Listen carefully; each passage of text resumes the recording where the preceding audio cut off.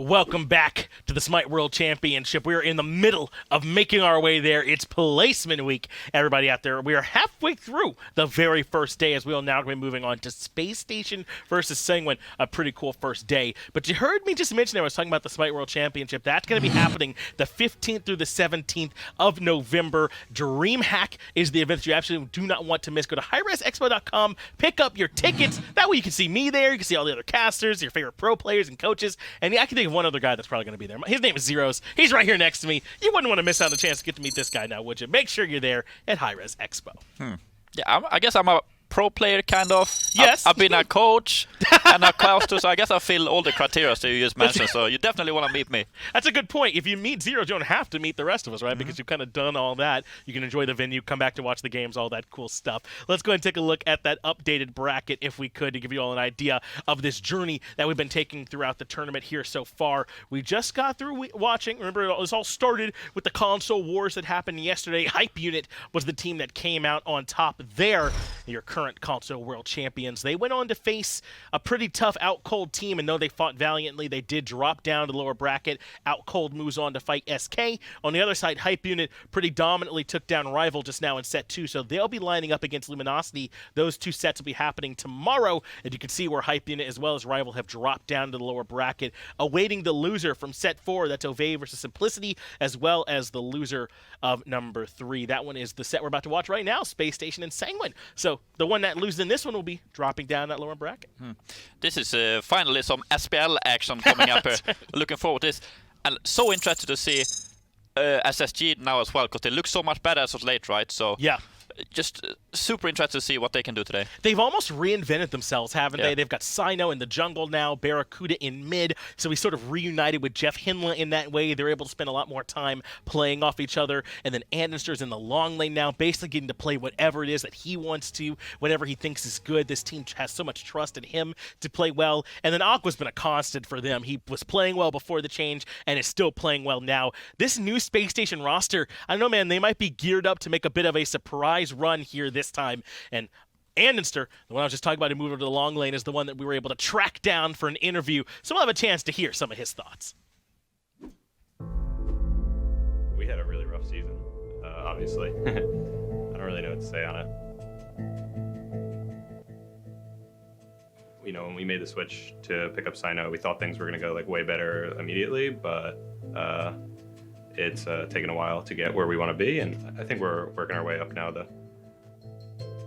BaRRa being in mid was kind of just obvious. I don't know what took us so long to do it, because I mean mid, especially maybe not as so much towards the end of the split, but was mostly like primarily ADCs in mid. And honestly, like I really never had any intention of playing ADCs, and I really think I'm kind of just not that good at them. So that was rough. And then me being in the ADC lane, it kind of just gives me freedom to play sort of whatever I want, and it's kind of nice. So I mean, I'm obviously not happy about going through placements, but yeah, there's definitely some benefits. Like, of course, right? Like we get extra practice, you know. Obviously, it could suck, like if we're showing our strats or something just to get through. That could be a downside, but I mean, overall, it's not like too big of a deal. I mean, hopefully we qualify for Worlds though. I mean, I guess we don't want to play against SK, but of course, like if we want to actually go far at Worlds, like we have to be able to play every team, obviously. So, I mean, I guess just for the sake of getting through placements, I'd prefer to avoid SK, but you know, ideally we're in a place where we can beat any team. We're definitely a lot more confident now, at least. Like after our last 2 sets of SPL against Renegades and SK, it was much better than the rest of our rest of this split. And so yeah, we're definitely feeling better. Obviously, we're not where we want to be quite yet, but I mean, we still have a couple more days, and we're just like ironing out some things, and I think I think there's a good chance we'll get out. You heard it there from andinster himself. It's a rough season for Space Station, but they feel like they've finally gotten to that point where they want to be. And it couldn't come at a better time, man. If you want to struggle the whole season and get it together now, that still will cut it. You can make your way there. But across the aisle from them is a really tough opponent in the form of Sanguine, the SMLNA first seed. And I know they're not at full strength. They have Haddix here instead of Yarkor. But Zeros, I still think that the Sanguine team is strong enough to win here. Yeah, for sure. Like they still have their like the core three, like the support mid jungle together as well. Like so like that's such a huge part. And obviously when it comes to team fighting, they have the both carries, like the Ronngyu in the mid and the Netrioid in the duo lane. So I think they're still gonna look really good. I think so too. Ronngyu, as you just mentioned, the support here for this team is often some of that heart and soul here for them. We had a chance to sit down with him as well and hear some of those thoughts. My name is Ronngyu and I'm the support for Sanguine esports. At the beginning of the phase 2, we were kind of struggling because we were like confident because we knew we can do a lot of things without Jarkor, and with Jarkor we were like, we're gonna stomp everyone. But we were overconfident and we lost to, I think it's Hype Unit that third week. And then we were like, okay, we're losing, we're struggling games, we're not stomping anyone, we should focus and go to Earth. So we just start talking, practicing more, motivating like our teammates, and then just figure out the problem. We prepared with Haddix for like, I think 2 weeks or less, and he's an awesome solo laner. He's been 1v1ing Jarko all the time, so you better be scared because he's ready to play.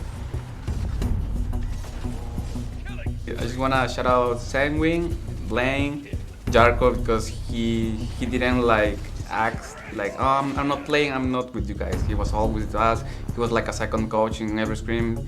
She's asking like, yo, you guys have to talk to Pixabad, you have to do this, please don't forget that, because he knows like what we can do all wrong because he played with us like all the SMF. So he's being an awesome person, and hopefully one day we can meet him in person.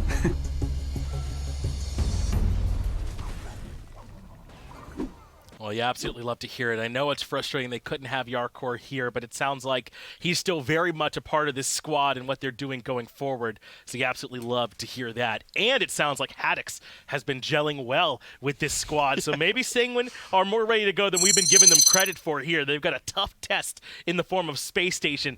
But I got a feeling, man, we've got a really good set about to start brewing here, Zeros. We're already in those picks and bans. Can Haddix do enough for this Sanguine squad to take down Spacestation? I mean, according to the interview, he said that Haddix has been one-on-one-ing Jarkor, Yeah. so I guess we've been saying this a week in Sanguine. Maybe it's a stronger Sanguine. Yeah, potentially, huh? I mean, I don't know, man. It affected me hearing that Yarkor definitely still has his team's backs. Obviously still boys. This unfortunate circumstance doesn't allow him to be here for them, but certainly sounds like he's there in spirit.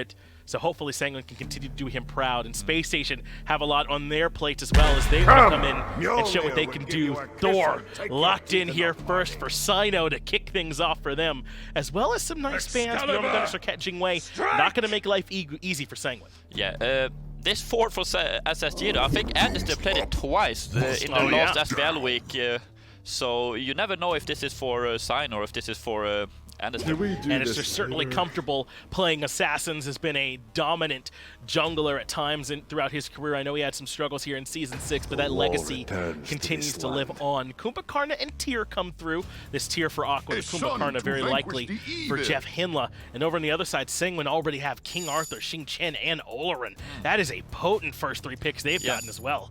Really good first 3 for SSG too, I have to say, because when Jeff started to look a lot better, it was mainly on this Kumbhakarna, because we said we want something that's good early game, which is Kumbha, and also translates really good to the mid late game, and that's also Kumbha. So I think this is such a good pick for Jeff.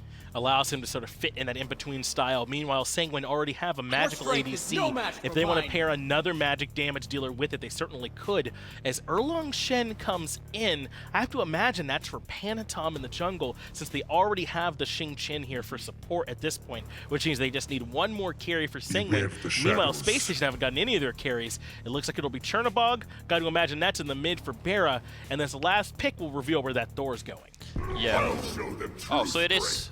Wait, this is a lot of physical damage. Cabrakan? It sure is. That's a kind of weird draft from SSG. I don't know if I love that. It's gonna be rough for Olorun though against this, I would assume, like with the Cabrakan and all that, but... Yeah, I don't know about this SSG draft.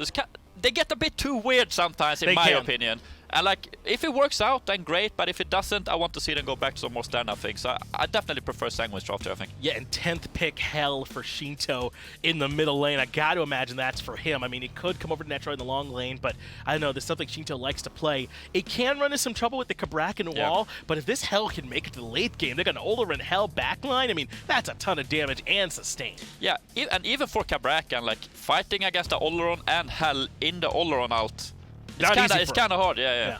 And you're right. I mean, I know the wall is strong and that can lock him down, but I just don't know if that's going to be enough for them to be able to stop all this healing. Sanguine and Space Station pull no punches in this very first game with these drafts. I mean, I imagine this Cabrakan's got to be a damage dealer for them, right? So that's for Cyno in the jungle? Yeah, that's definitely for Cyno in the jungle, I think. And he's probably going to have to build a lot of damage. I'm thinking. And they need an Ankh on that team as well. Ankh is so good against Olorun, has a hot heal that heals over time. Same with Hell.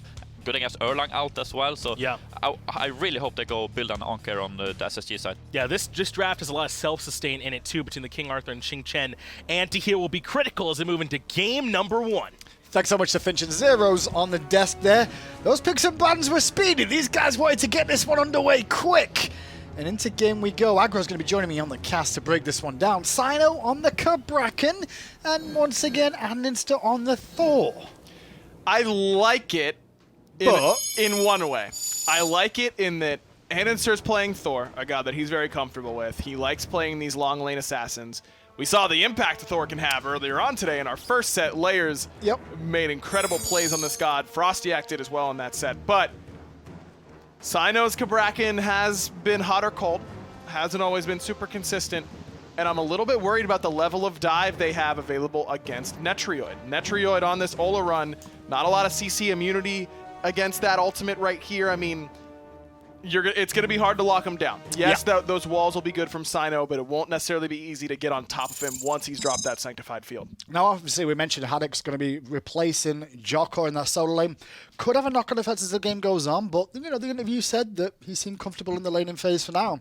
Does come down to communication and team fights, though, which is a big difference. Yes, definitely. Look, Haddix is a very talented player. He's been a GM in North American ranked forever, it feels like. So I've got no concerns about his level of play mechanically or decision-making at a normal level. At an SPL level like this, it's very different. So we'll see how his communication goes. Of course, most of Sanguine speak Spanish, though they all of them have very, very good English. Had a chance to sit down with Netrioid and as part of a role queue. His English was phenomenal. I mean, they'll be able to understand each other very well. That's not too much of a concern, but that synergy there. I mean, Yarkor's played with those guys for so long. A little bit disappointed, though, with how the bracket fell, in all honesty. I had high hopes for both these two teams coming into this. I would have possibly seen both of them sneak through to Worlds as the number 1 and 2. Well, you wrote the script, man. You got no one to blame but yourself. Yeah, I just didn't expect Spacestation. Like when I said Spacestation to go to placements, I didn't think they'd come 10th in the league. Like, I was, 8th and 9th. There's no problem. They turned up a little bit. I don't write every game, guys. You don't write every game. Just, ballpark. It's broad strokes. Yeah, so it's like SSG make it to Worlds somehow. And then Sanguine 2. It's only Monday. You can't be revealing all this today. I had to change it up when I saw the bracket, man. Oh, okay. It had to be a bit of a switch around here. So obviously with 2 games in, 2 today so far, 2 sets I should say, and already we get to find out tomorrow, or I believe it's tomorrow, SK will get a chance to face off, interestingly enough, against Outcold Gaming. The winner of that will play against the winner of this one, which is always going to be interesting too. Yeah, it will be, man. I mean, that's a set. I mean, Outcold looked very good at times, really inconsistent at others. I think SK Gaming I'm sure they were watching that whole set. I'm sure they got plenty of information on the way that Outcold likes to play that early game, and they should be coming in pretty confident. Yeah, we'll see what happens there. Obviously, so apologies for the pause, but a couple of binding issues with the turnaround of players on the stage. That's kind of to be expected. As a blinking from Jeff into a groggy strike on Netrioid connects. There's no further real follow-up damage. This is all about battling for that first wave, where we've got supports in the lane. Thor clear pretty decent. It's really the cooldown level on the one that can cause you a little bit of problems, but seems to be doing pretty well. Olorun clear not very good early on because it's pretty easy to body block that first ability and not be too concerned about the amount of damage that you take. Yeah, it kind of balances out, mainly because of Rongyu's breath that he can throw out there can cause a lot of problems, because when you get tick damage against you, you are keeping the minions in combat attacking you and not the other minions, so it does help to get pressure on the wave. And that's actually causing a bit of issue for JeffHindla's health bars right about now. He's out of potions here. And Netrioid has actually started with the 3, which is the knockback and the heal. So it doesn't have an extra ability to clear the wave, but it's been good at forcing JeffHindla back. BaRRaCCuDDa's in trouble in the jungle. He was just rotating through here to try and get somewhere safe. And it looks like Panitom's just swept on over. And Barra needs help. Of course, it's Jeff on the way to try and save the day. But can he get here in time? Beads are good from BaRRa, and that should be it. Oh no, Panitom has Blink. Jeff's got to put him in combat. And he does it in time, and that's going to be first blood. First blood, the way of Sanguine then. Panitom off to a very good start on that rotation from the right-hand side through mid. Cyno just a little bit late on that one and left BaRRaCCuDDa exposed. It looked weird because I saw minions in the tier 1 tower. Yeah. Now, Sanguine can look for a purple. I mean, they've already taken away the red. Just a weird series of decisions there by BaRRa, because instead of pathing down inside his own red, closer towards his towers, he stays left because he thinks JeffHindla's going to rotate, but that should have been called that both Ronngyu and Netrioid were going to beat them on that rotation as they had out cleared. And then JeffHindla's just got to have the presence of mind to turn around and throw some auto attacks on a Panitom. It might cost him his life, and he might be first blood, but at least then BaRRa should survive in that instance. That was an odd series, I think, by Spacestation. What a great start from Sanguine is what you're looking for there, and they got themselves off to a nice early lead. Obviously now full Talaria boots online for Panitom in the jungle. And less than 3 minutes in, he's going to have a field day of just farming up and should hit 5 relatively quickly because of that. And when you get to start off with Boots 1 and get first blood anyways, that's huge, because normally the downside of starting Boots 1 is you walk onto the jungle with exactly 0 power from your items, and that's a problem. But here it means that with that first blood bounty, you get to finish a whole set of boots very, very early. Red buff is about to spawn here for Spacestation Gaming, but 3 members of Sanguine are over here already. Cyno was helping on the right-hand side to get the blue buff, so Sanguine going to be able to secure the red buff as Spacestation have to give it up. I mean, Sheento level 5, BaRRaCCuDDa only level 3. 5. Sheento, this is exactly where he wants to be, because that first blood, he's not involved, but it frees him up a whole lot in this lane. It makes sure that there's not going to be a lot of pressure on him, and he's playing Hell, one of his best gods, and one of the best gods to outright carry a game with. Now, we did hear Zeros in the desk mention Cursed Donk, and I do feel like Sanguine may have put too much sustain in this game. When I'm looking across the map, pretty much every single one of them has healing in their kit. They do, and Cursed Donk is a must-buy here for sure, but Cursed Donk is really good in combat, and it can cause them problems, but it won't stop how good their out-of-combat healing is. It won't stop their ability to siege really well, because they can just back up and heal really significantly. It won't stop their ability to take good fights around Fire Giant and Gold Fury, because they can take these trade poke wars and really come out on top. I think that I'm not concerned with the amount of extra sustain in Sanguine's kit. They've committed to that style, and I think it'll be fine. I do worry just a little bit that it allows things like Brawlers to be even more impactful in the game. You know, Divine Ruin as well. Blinking from Jeff, we'll get the beads out of Netrioid. As the beads wear off, the Groggy Strike and the double tap hits. Netrioid still only level 4 here. He will end up falling down. The knockback was good, but Andy read it with the ultimate. But the bad news is Ronngyu now rotated in. This may change his mind. Andy was waiting for his cooldowns to come back up, and that's why he hung so long, but I wonder if just landing down and auto-attacking a couple times was all that was really necessary there. Drop kill, I feel. Agreed. Now with that, Spacestation, well, Sanguine get a small lease of life on that left-hand side, where Netrioid could have ended up falling down. Do want to point out, he did start with a Warrior's Blessing in this lane, so he was expecting to take quite a bit of poke damage in these early stages anyway. Andinster did the same thing. Yeah, it's pretty standard for the Assassins to start with the Warrior's Blessing right away, to have the ability to take a little bit more punishment, mostly for minions more than anything else, because they're going to be playing fairly aggressively in that lane matchup. Interesting that Netrioid does the same. I don't know how much I love it. I mean, Hunter's is just such a good blessing. It feels pretty weird to just not pick up Hunter's Blessing in an opportunity where it would be good. Red buff being looked at, but this time Cyno is over here, and the leap away from Ronngyu gets stunned in place. Cyno gets hit by the up-down, and Sheento's there for burst damage. Cleanse came through, and that really supported the damage to get Cyno isolated and alone. JeffHindla got swung around and can only Groggy Strike away, as now the red buff once again invaded by Sanguine. Space Station's on completely different pages right now. That whole fight happens on the red buff on their own side of the map, and andinster backs and left. He clears purple and backs right away. And he should have been backing. He had no items, very low on mana. No ultimate, yeah. No ultimate. But why are we taking that fight at that point if Andy has to back? It seems like there's a disconnect right now with this. We did get to see the power of that cleanse though that came through from Sheento, hitting multiple members of the team.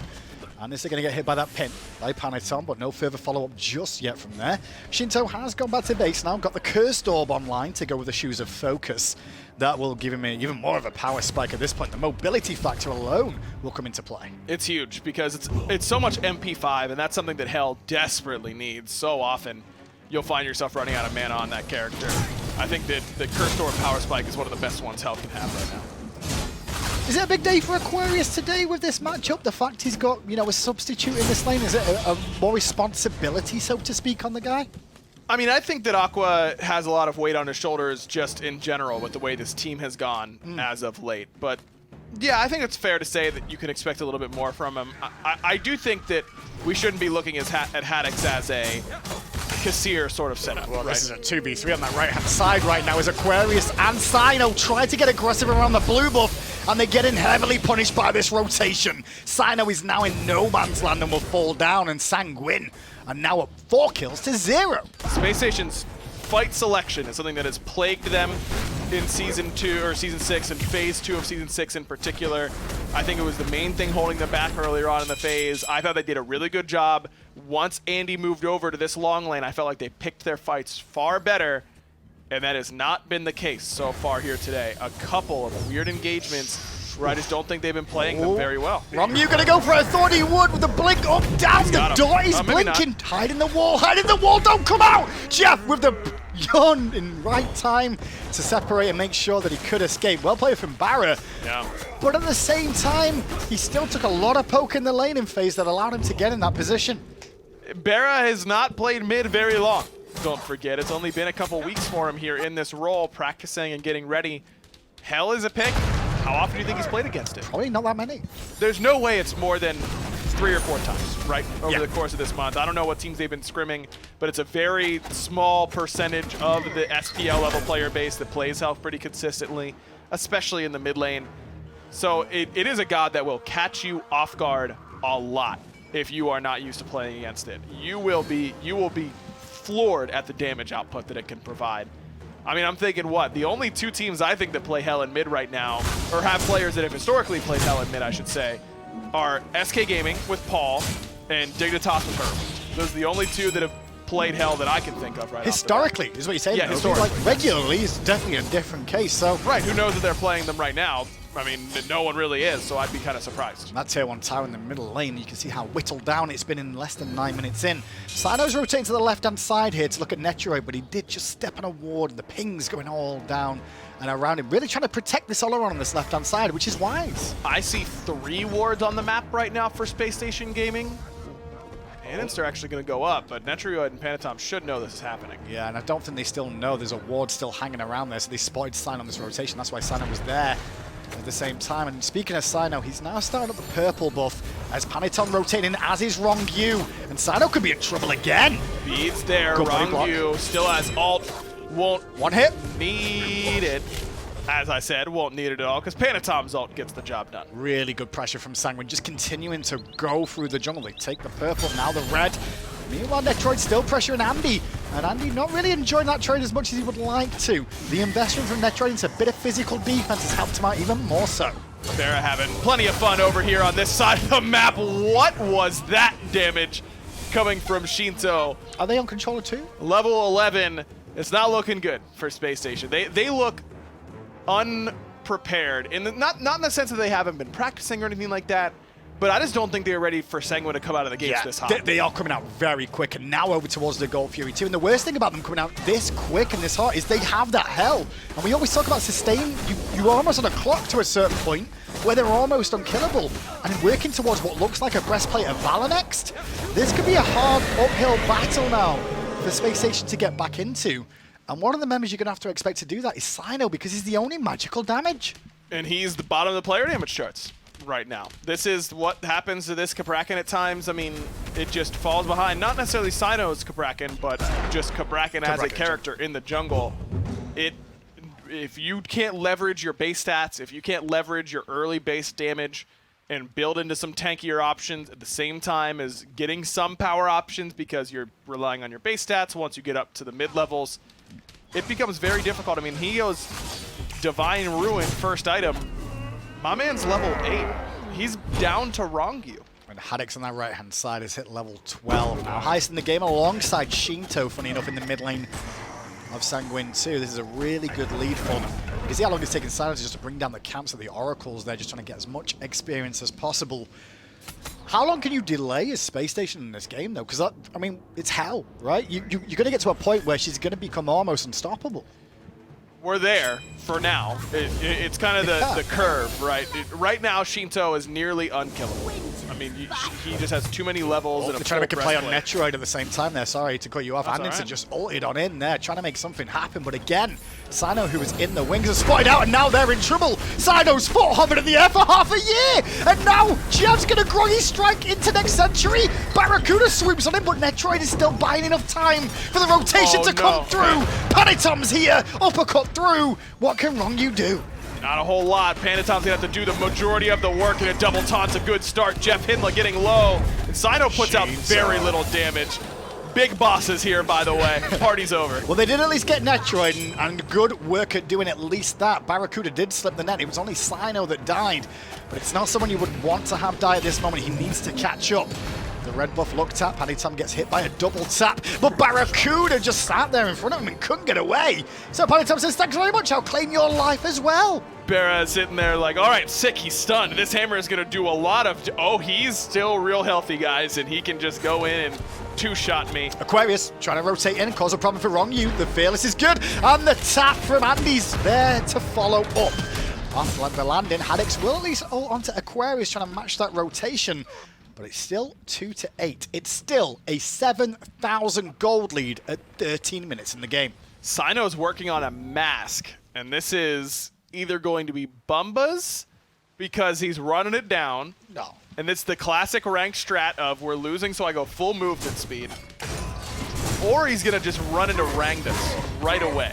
Or just tier 2 and run away from it, but then if you go in tier 2 and run away, why? Messenger's Mask, the tier 2 of Bumba's fairly stat efficient. We see some mid laners pick it up. But I think if you're this far behind at the moment, is it really worthwhile? Andy to the sky again. I don't like it at all. And he's really trying to make something happen towards Netrioid every time his ultimate's available. I like the idea, but I just feel like Sanguine have sniffed out this danger on this left-hand side, and even if they've found a pick on him, they've been punished for doing so.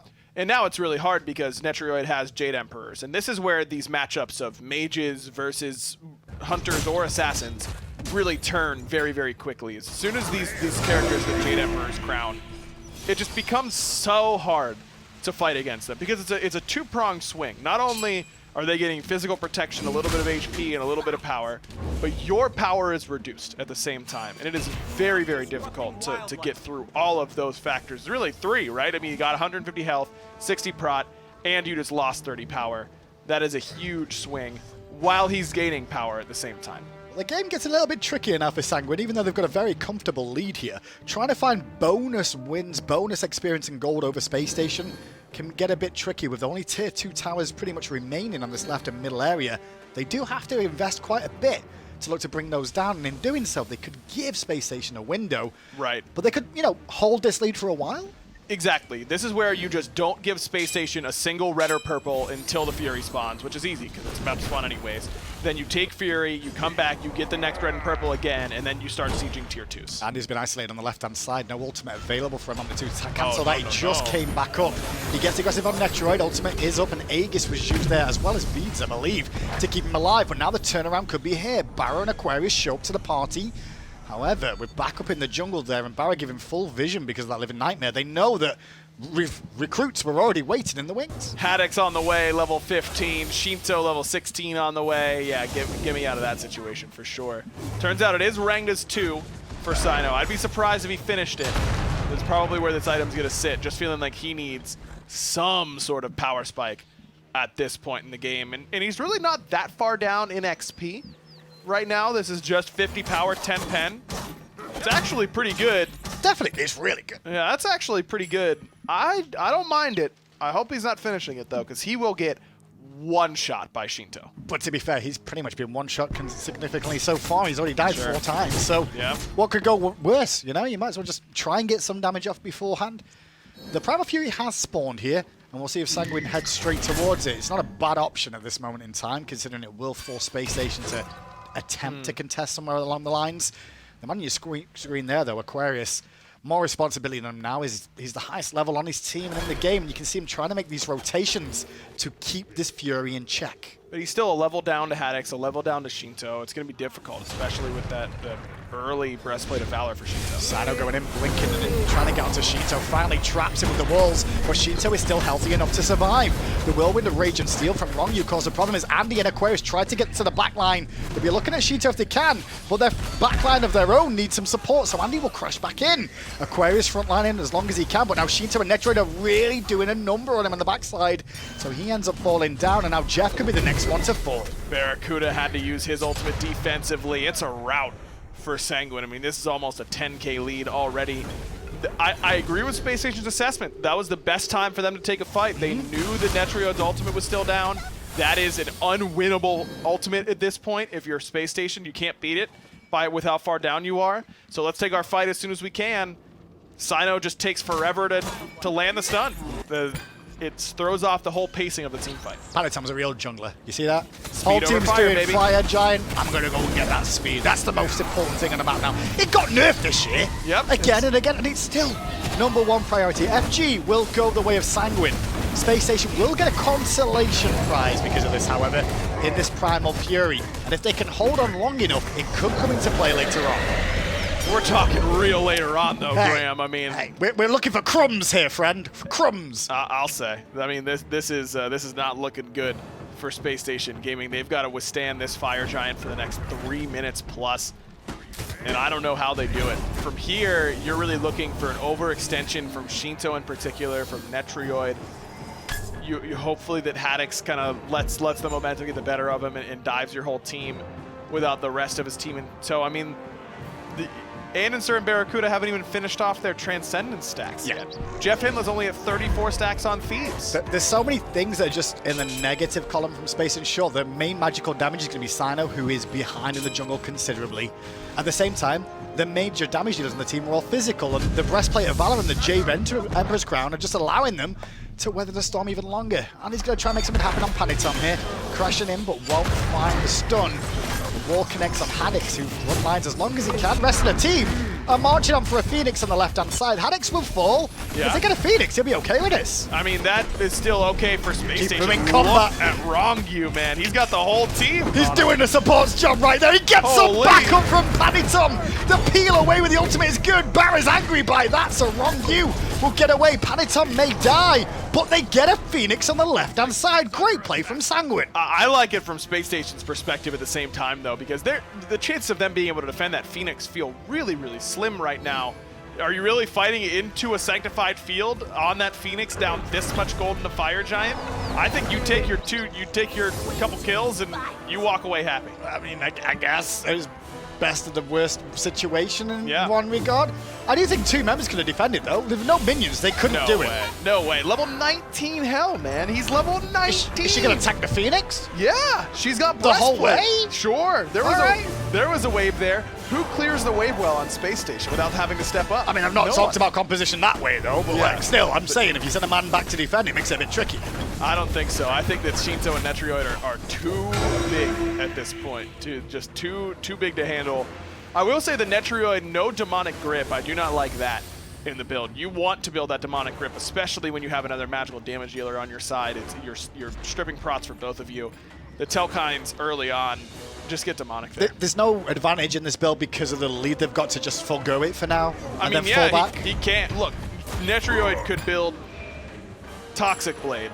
Sure, I'm saying, like, does it have an advantage by like power spike in a different regard? No, I don't think so. Because Okay. it lets you start working towards your next items anyways. You can get your Telkines more quickly. I mean, the idea that you're going into a Bancroft He now. got him! BaRRa's in trouble, pinned in place. Ultimate is available. No, it's not. He just came up, but he won't get a chance to cast it at all as Netrioid cuts off the angle of escape there. And now it's 11-4. Sanguine, in all credit to Sanguine, this team has been around a very long time in SMITE, and they have battled through the LATAM scene consistently to get themselves a shot at Worlds. This year, in the Mine League in North America, and they put on a show there, to be fair. A lot of people starting to respect them more and more as the year goes on. Is this year their year? It looks like it if they play like this, though I don't know how much of it is them and how much of it is Space Station looking still pretty sleepy so far today. It's an afternoon game. Can't sleep at this point. We've already had 2 sets. Phoenix now under threat. Frenzy's popped by Sanguine as they look to take a fight. Aquarius with a very good blink juggle, and Jeff goes in too. Aquarius forced a Lawbringer away. Andy in the sky. Ronngyu took a bit too much damage, and Jeff will end up falling down into sleepy form. But Cyno's banging on the tremors did enough work to at least get a kill. The problem is the Phoenix in mid is about to fall down eventually. It does. Netrioid's able to grab it, but Aqua's back and ready to get involved once again. But here's the problem.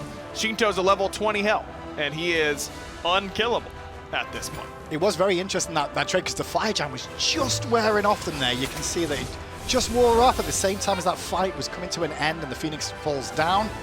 Only one tier 2 and the Phoenix standing between Sanguine and an all-out assault on the Titan. Wow, look at the power play graphic on the top left side of your screen, the new Fire Giant power play. Only a 500 XP differential gain by Sanguine, and that's partially because it takes more XP for them to get to the levels, but that's just outright XP numbers that they gained. Only 2,000 gold. They got 2 Phoenixes, which is huge, but I think that tells you how important those kills were for Spacestation, their ability to split the map and spread out and get some farm. Sanguine's certainly happy with the outcome of that Fire Giant. They got 2 Phoenixes, but it certainly could have been a lot worse. I think Spacestation did well enough, all things considered. At the moment, experience matters to all the teams as well. Barring Sheento, who is level 20, this Oni Fury will just add more punishment. It will at least give Spacestation a chance to farm up a bit easier because these waves will push towards them. But they're already pushing in 2 lanes because of fire minions anyway. It's tough. And we saw the damage of fire minions with Oni earlier. Yeah, the Oni fire waves certainly cause problems for Hype Unit and Wolves, and might do the same here for Spacestation Gaming. The good news is they have a global ultimate. They can send BaRRaCCuDDa over to his left-hand side, get him some farm. And he needs it too. Yeah, he sure does. Level 17 for him right now. He has definitely been ineffective so far this game. I mean, it wouldn't be Spacestation if there wasn't problems, right? Somewhere along the Not path. in Season 6 it wouldn't be. But every year, if you think back, they've always made it. Yep. They have to. I guess it's the law. Plot armor, man. We'll see how strong it is. This is the true test, you know? Jeez. I don't think anyone will believe it at this point if this is how it's looking here. Sanguine get a second Fire Giant. They rotate to the right-hand side for the tier 2 tower. It is going to be crazy when Jeff and BaRRa make it, because here's the thing. BaRRaCCuDDa is Smite's main character. You know, he's the protagonist. Are they really going to make him miss the Worlds arc this year? Well, you don't all realize it's Jeff that's the main character, Baff is the BaRRa's the sidekick. Really? Yeah. You don't realize it. Okay. Nobody realizes it. He's like Rock Lee. How much Naruto have you watched? About 5 episodes. That sounds about right. I saw Rock Lee, but it looks a little like Bruce Lee. I like him. Yeah, he's cool. Rock Lee's Yeah. sweet. He got to the 4th wall. Or a wall. I'm risking it. Blinking from Jeff and the Groggy Strike pop, but he already takes a ton of damage. So the Cursed Arc come into play, and you see Sanguine just reset because of it. But then the Sanctified Field comes out, and JeffHindla will hover in the air for the next century. The Phoenix is under threat once again as Sanguine wait to siege again. Andy in the sky, looking to turn this into a play. He's got Netrioid. Good dunk right there. Beads are Now good BaRRa. from the Olorun, and BaRRaCCuDDa gets sent packing right away. They waited for BaRRa and just ended him as soon as he arrived. Now the Phoenix will be looked at. Left-hand Phoenix is up. Cyno is dead. Put a fork in it. Spacestation's done in game 1. Sanguine march on to take down the Titan. Man, that's about as easy as it's looked for any team so far today. Sanguine, a team that looks prepared, looked ready out of the gate, and they came out hot. So Spacestation Gaming, clearly better than what we just saw there. They played a lot better these last few weeks at the SPL level, and I gotta think they've got something else in the tank than what we just saw. I think Sanguine are just playing out of this world as well, to be fair. Yeah. I think there was a couple of mistakes Spacestation made there early on, but Sanguine heavily punished them for every mistake they made. And Sanguine's a team that has played at that minor league level, but that minor league is filled with very aggressive teams. You look at what Armada did to rival at MSI. That's a team they've been playing against all year. You look at the way that Hype Unit SML plays, very, very aggressively, very early on in the game. So it's a team that's accustomed to hitting the gas early and needing to be ready at minute 1. Spacestation's a little bit more used to that SPL slower play style, and I think it showed there. Kind of shows as well with his Spacestation struggled against the likes of SK, who get off to very quick leads there. Yep. Sanguine followed the same sort of route. A lot of adjustments for Spacestation after game 1. Can they bounce back, or are they going to the losers bracket? We'll find out after the break.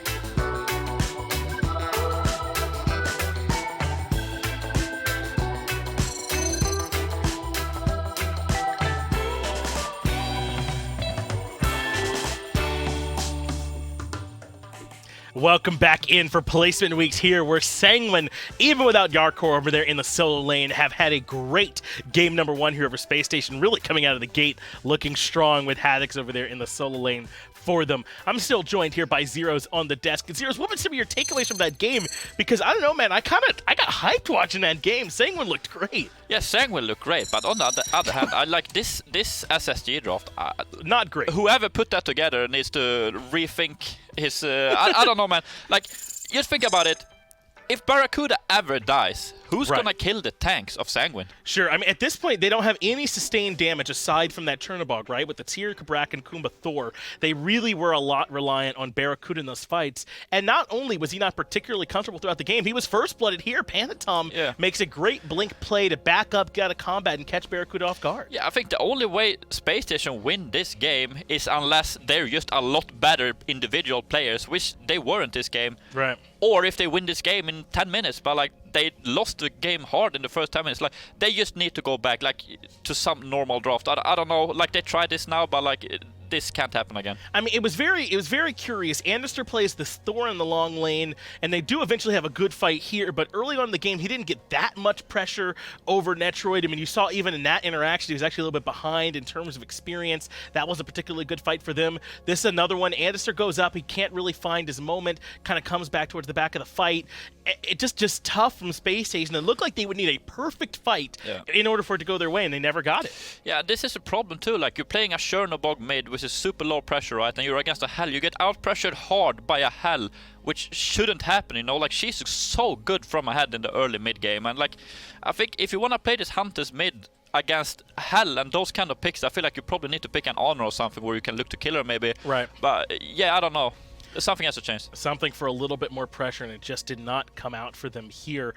I mean, and it's not just this Thor that didn't quite work for them. I mean, I don't know if the Cabrakan ever quite came to fruition. I mean, he was definitely on Sheento. That was the idea, right, to try and punish this Hell, but that did not come all the way through either. Sheento had a pretty comfortable game.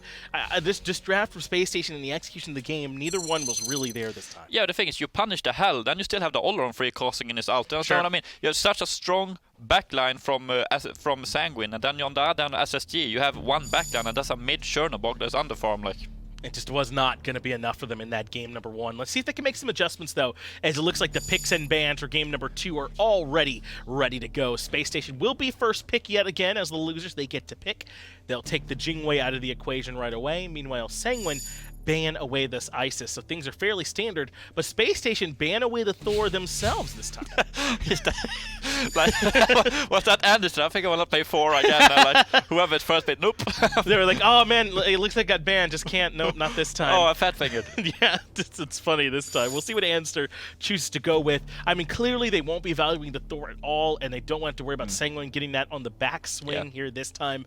You know, and I had a chance to catch Sanguine for a bit and talk to their coach back there as well a little bit, just for a second, and this team is amped, man. They really do feel like they've got a chance to make a run. They know they don't have Yarkor here, but they still feel really confident, and I think we saw that from them in that game. Yeah, I mean, they look really good. They're like super solid draft in the first game, but they played really well as well. Like they had pressure mid, they really abused it. They got some pressure in dual lane, like wherever they were doing well, they were like getting leads of that, and like it just looked super easy the way they won those game. It really did, and we still can't quite say because Spacestation have been struggling lately, and Sanguine have been surging. We don't know if it's Sanguine really are that good, or Spacestation still haven't figured it out. So we're gonna need more evidence for it. But right now, if you're a Sanguine fan, I think there's reason to be excited.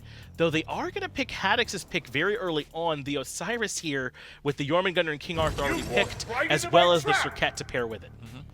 Ullr, who's playing this Ullr? Is it BaRRaCCuDDa Ullr? I haven't seen BaRRaCCuDDa on the Ullr in a while, but I would assume it's him, because Andinster said in his interview earlier that he's not good on Hunters, so I would not expect him to play the Ullr. That's a good point. I don't know that Ullr necessarily feels like BaRRaCCuDDa. Not that he can't be aggressive. Barra can be aggressive, but he feels much more like a pick-his-spot hunter to me than like just an aggressive, run-it-down your throat kind of hunter from what I've seen from him. So I'm curious where that's going to go. They're going to pair that with the Horus, and again, if that's for Jeff, that doesn't necessarily make me think of Jeff right away. I'm not saying it can't work, but these picks just don't scream Spacestation to me. Yeah, they don't, but they do synergize well, though, in my opinion. Yes. Like Ullr, Horus, so much damage early game. It's a ton and, of like, aggression. Both of them can start the fight in mid, like in the 3-on-3 or 2-on-2 or whatever it is, with just a stun, you know. Ullr can stun, Horus can stun, and if you get hit by the stun and don't have beats, a lot of follow-up damage gonna come. It's interesting. I thought that felt like a Hell ban even without banning it, right? There's no way. I don't know if you can put Hell mid against Ullr Horus.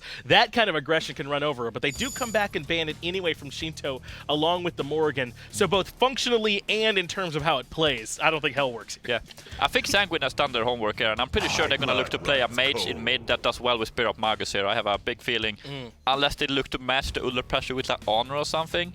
But I really do think we're gonna see like either Merlin or Poseidon for Sanguine. Those could work well here. The Sobek comes through. We've seen a lot less Sobek throughout the entirety of Season 6, but I've heard a couple rumblings here and there that Sobek might be due for a resurgence. I wonder if Ronngyu can be the one to get it back in everyone's mind as Spacestation hover the Pele and the Ratatoskr. I really hope this is not the final picks for them. If it is, like, good luck. I hope they win the early game. If they don't, they lose the game. So I just hope they can go back to some more standard comps. But the thing that's really confusing me, if they lock in this rat for Andy, then why ban the Thor? It feels almost like they want to do a very similar thing here yet again, if that is what they do, as this Pele I think would probably be for Cyno. That's going to feel a lot better in the jungle.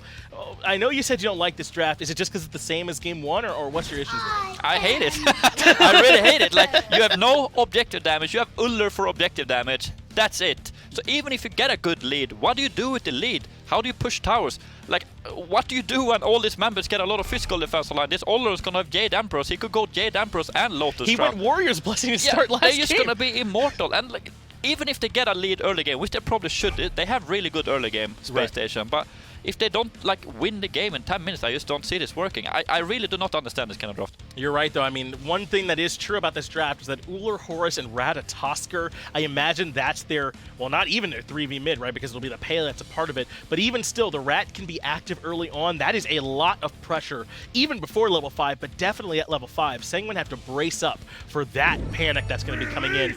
And there it is. That's why Zeros is still one of the best out there. The Poseidon comes in for Sanguine. Do you think that locks it up for him? Yeah, I mean, it's just a perfect pick. A great draw from Sanguine again. They have Demonic Grip, they have Spear of Magus. Both of these mages gonna get a physical defense item again, and I just don't see any win condition for SSG here. It's going to be difficult. It does feel like they've made their path harder. They're going to be so reliant on Aqua playing this Jormungandr to get the maximum value out of that pick too in terms of the magical damage it can provide, because they don't have it elsewhere. This could be tricky. I mean, if they go late game, they don't really have much of a true front line at all. It's, as you said, this feels so all or nothing from Spacestation in winning in the early mid. Yeah, like, I feel like they have to snowball super hard, and if they do, sure. But even then, if they can snowball really hard in the early game, but if they do get to mid game and they're not too far ahead, I think Sanguine can just stall and get items, and then when you get to full builds, I don't see a world where they will ever lose that fight. They proved for us last game as well that they are really good individually, right? Right. So I don't think SSG can rely on just being better places and outplay them that way in team fights either. So for me right now, I just can't see the win condition for SSG, but maybe I'm wrong. But this does simplify the game down. One of the things that hurts Spacestation a lot is it feels like for some reason around the 23-minute mark, when they are ahead, one play or one shot call takes them out of it. I mean, with this strategy, if it works for them, it's not going to matter what happens at 23 minutes, right? I mean, with this strat, they do kind of avoid what I think has been some of their pitfalls with this draft, and maybe in that way things can work out for them. Yeah, I'm just trying to see like what SSG, like, you think about it, like Poseidon, Olorun, almost most certainly gonna get physical defense, but then you still have the Jorm solo that could do a lot of damage to them with this ult and like with the long range poke. So maybe it can work, but it's just, yeah. Yeah, they've made the job difficult for them, relying on this early game, and then Sanguine coming in with a relatively balanced draft here at this point. Hopefully that can be enough for them if you're a Sanguine fan to be able to close this one out. And remember, this is double elimination. Spacestation, even if they drop here, are not out. If they bounce back and take out Sanguine, they would not be out either. They're dropping down that lower bracket, but your path is so much easier if you can stay up in that upper bracket as long as possible before you begin that arduous grind down there in the losers bracket. Yeah, for sure. And like, it's just, I really hope SSG plays well there, because like, as we said, the last couple of weeks of SPL, they look so improved, because they've been struggling all year, right? And it's so nice to see a team that has been doing better, but we'll see in this game. We don't want them to get punished here. Spacestation, can they turn it around? We'll find out in Game 2. Thanks a lot, analyst on the desk, and it really is a case of the picks and bans here, where Spacestation have definitely just gone for comfort picks. That sounds like a disease. You got a case of the picks and bans, but Spacestation may have been hospitalized with it. This draft, man, I'm totally with zeros. What is going on It's here? comfort picks. That's what it feels like to me. Sure, I guess, but I mean, I don't even think of Pele as a big comfort pick for andinster. True. I get the idea. BaRRaCCuDDa probably goes, hey, I want pressure in mid. Let's get Cyno on pressure in jungle. I don't know. I completely agree with zeros. I don't think there is a whole lot of a win condition here for SSG. Here's the deal. If Spacestation's not up, at minimum, 4,000 gold at 20 minutes, the game is effectively over, unless Sanguine make catastrophic mistakes. I really feel like their bar is that high that they have to hit this game. Well, Ronngyu and JeffHindla will once again start in the dual lane speed buffs.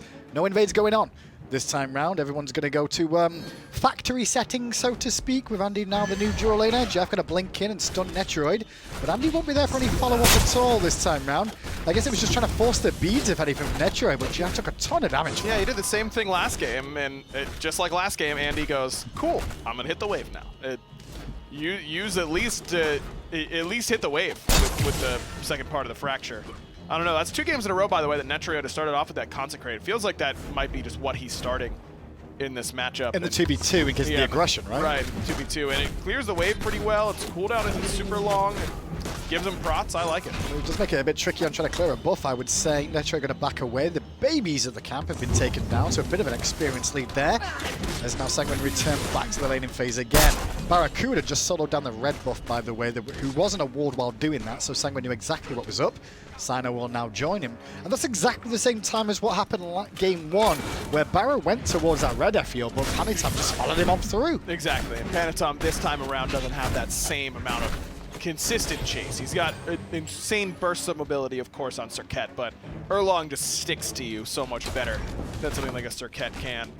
I mean, I like Netrioid's calls, same sort of thing. Pulled him into danger, nice knock from Netrioid, and the follow-up damage is there. Minions do come into play, and Andy gets a bit of return damage. But that's onto Ronngyu. In the jungle, though, BaRRa and Cyno combining to get first blood onto Panitom, who was just in an awkward spot. So is Ronngyu right there, but he'll get away with murder. The tower shot, Jeff still only level 1 at the time, so can't do a whole lot. Pele, remember, when she came out, she was played a lot in a lane. She was played in solo lane quite a bit, as well as played in jungle. But it's because that passive was just bonkers. She got so much lifesteal and became so tanky in those last moments when she was dwindling down on health that she could afford to go into a lane and just play around that power spike. Her itemization isn't as good as it was then. I don't think that Soul Leader is nearly as potent as it was then. Her passive has been nerfed a ton of times. I think Pele is fringe viable in jungle. I don't love her in lane. We've seen andinster pick up fringe assassins in lane before and has some success. I thought its Camazotz was one of the better picks he's had since going over to the long lane. I think I would have preferred Camazotz here to the Pele. There is 3 blinks on this team as well from Spacestation. It shows the sort of aggression they're going for. Cyno gets aggressive on Haddix, but Panitom was here. Hello? And that double kiss was beautiful. It sets up Haddix for his first kill, and now Aquarius could die here too. That's going to be a 2-for-0 in favor of Sanguine. A double Cobra's kiss is like a hot chocolate on a cold night, man. It just hits the spot every single time. It's so much fun to watch, and Panitom does it perfectly. Haddix baits himself in the perfect spot. Understands that he has to group up Aqua and Aquarius, or Aqua and Cyno rather, and set up for Panitom. And he does a really good job. I was going to say, we're all talking about how good Jakor is. Panitom made that look easy. Haddix is like, wow, is this what he's got to play with in the jungle? No wonder he's looking so good. Hey man, it's the Captain Twig always makes all his solo laners look nuts. You know, it's maybe Panitom's taking some lessons. No, don't say that. All the solos will get upset soon, saying like, oh, wait a second, we do a lot too. And they're not wrong. I'm just saying that whenever Captain Twig, his teams historically have done a good job of highlighting their solo laners. It's very true indeed. Now, I was about to talk about Cyno getting that first blood and would have a bit of a lead over Panitom, but that kind of got cancelled out quick. However, he's rotating to this left-hand side where Netrioid is low on mana. But I do think he may have got spotted by that ward potentially here. Netrioid got to be careful as he gets blinked on by Cyno, and he's with the backup, but so is Panitom yet again. The two men of these assassins from Space Station will pick him up. And Panitom just didn't go for the all in there, surprisingly enough. I thought he might have gone for the ult play. He might, though, with Ronngyu now rotating around. But JeffHindla has also shown up here. Remember, no beads for andinster. Panitom has the blink, so if Andy gets too close to the tower line, he can just get tossed underneath that tier 1. Sheento now sleeking his way over here as well as the blink in play in. The block from Ronngyu didn't really find the target he was after there. The Archer minion came up big.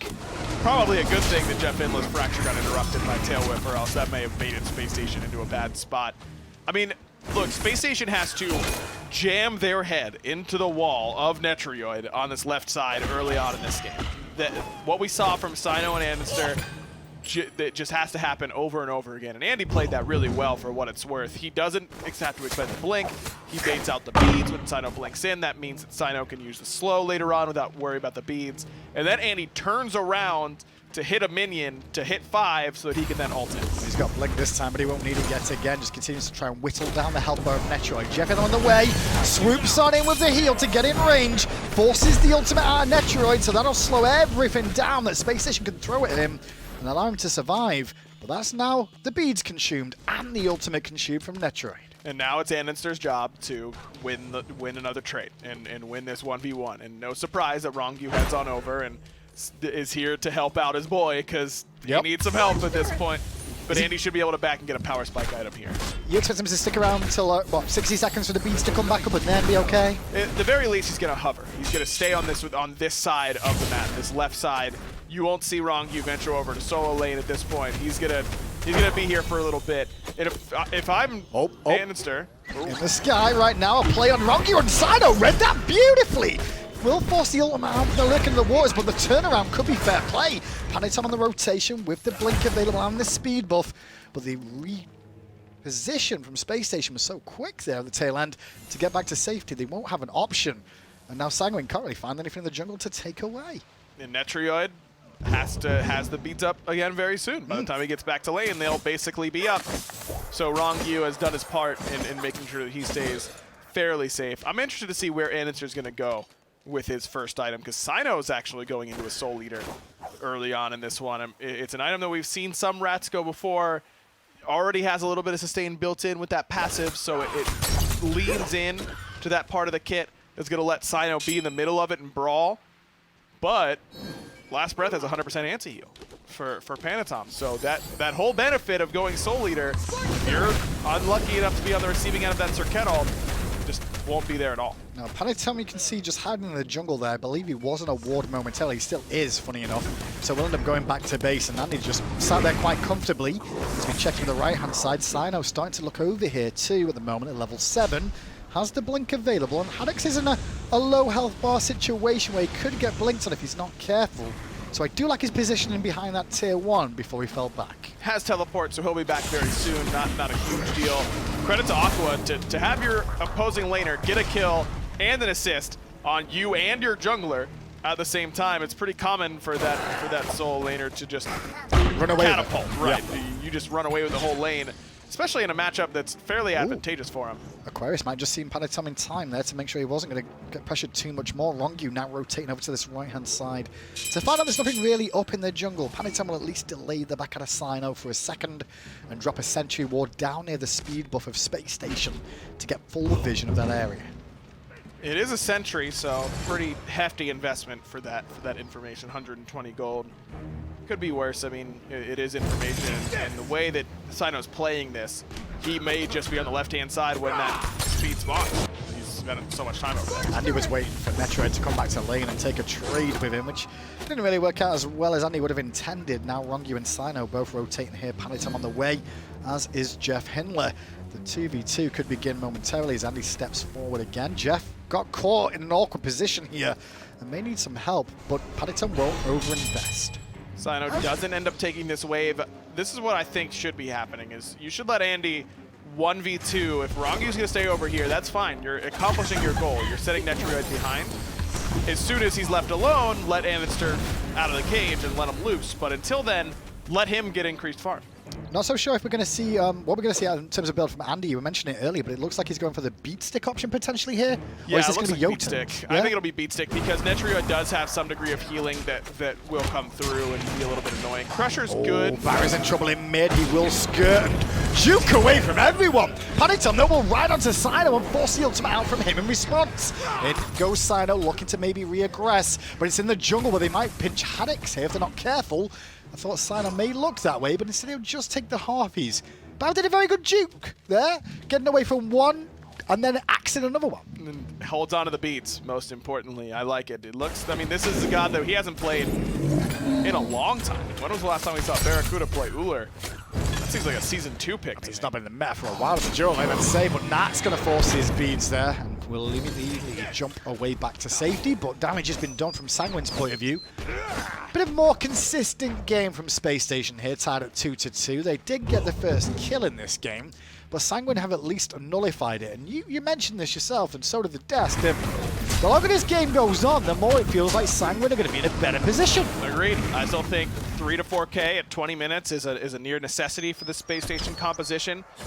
Certainly by 30, you need to be way up, like 8K at 30. So 600 is not enough right now? No, definitely not. Definitely not. And around Gold Fury fights, you might start to see it. I mean, andinster hasn't even finished his first item yet. This is a little bit early, but Space Station has kits that just do more than you without items. They rely on their base stats really, really well. Jeff getting aggressed on in the jungle there, but no full over-investment from Sanguine. A little bit worried about maybe BaRRaCCuDDa and Cyno turning up there.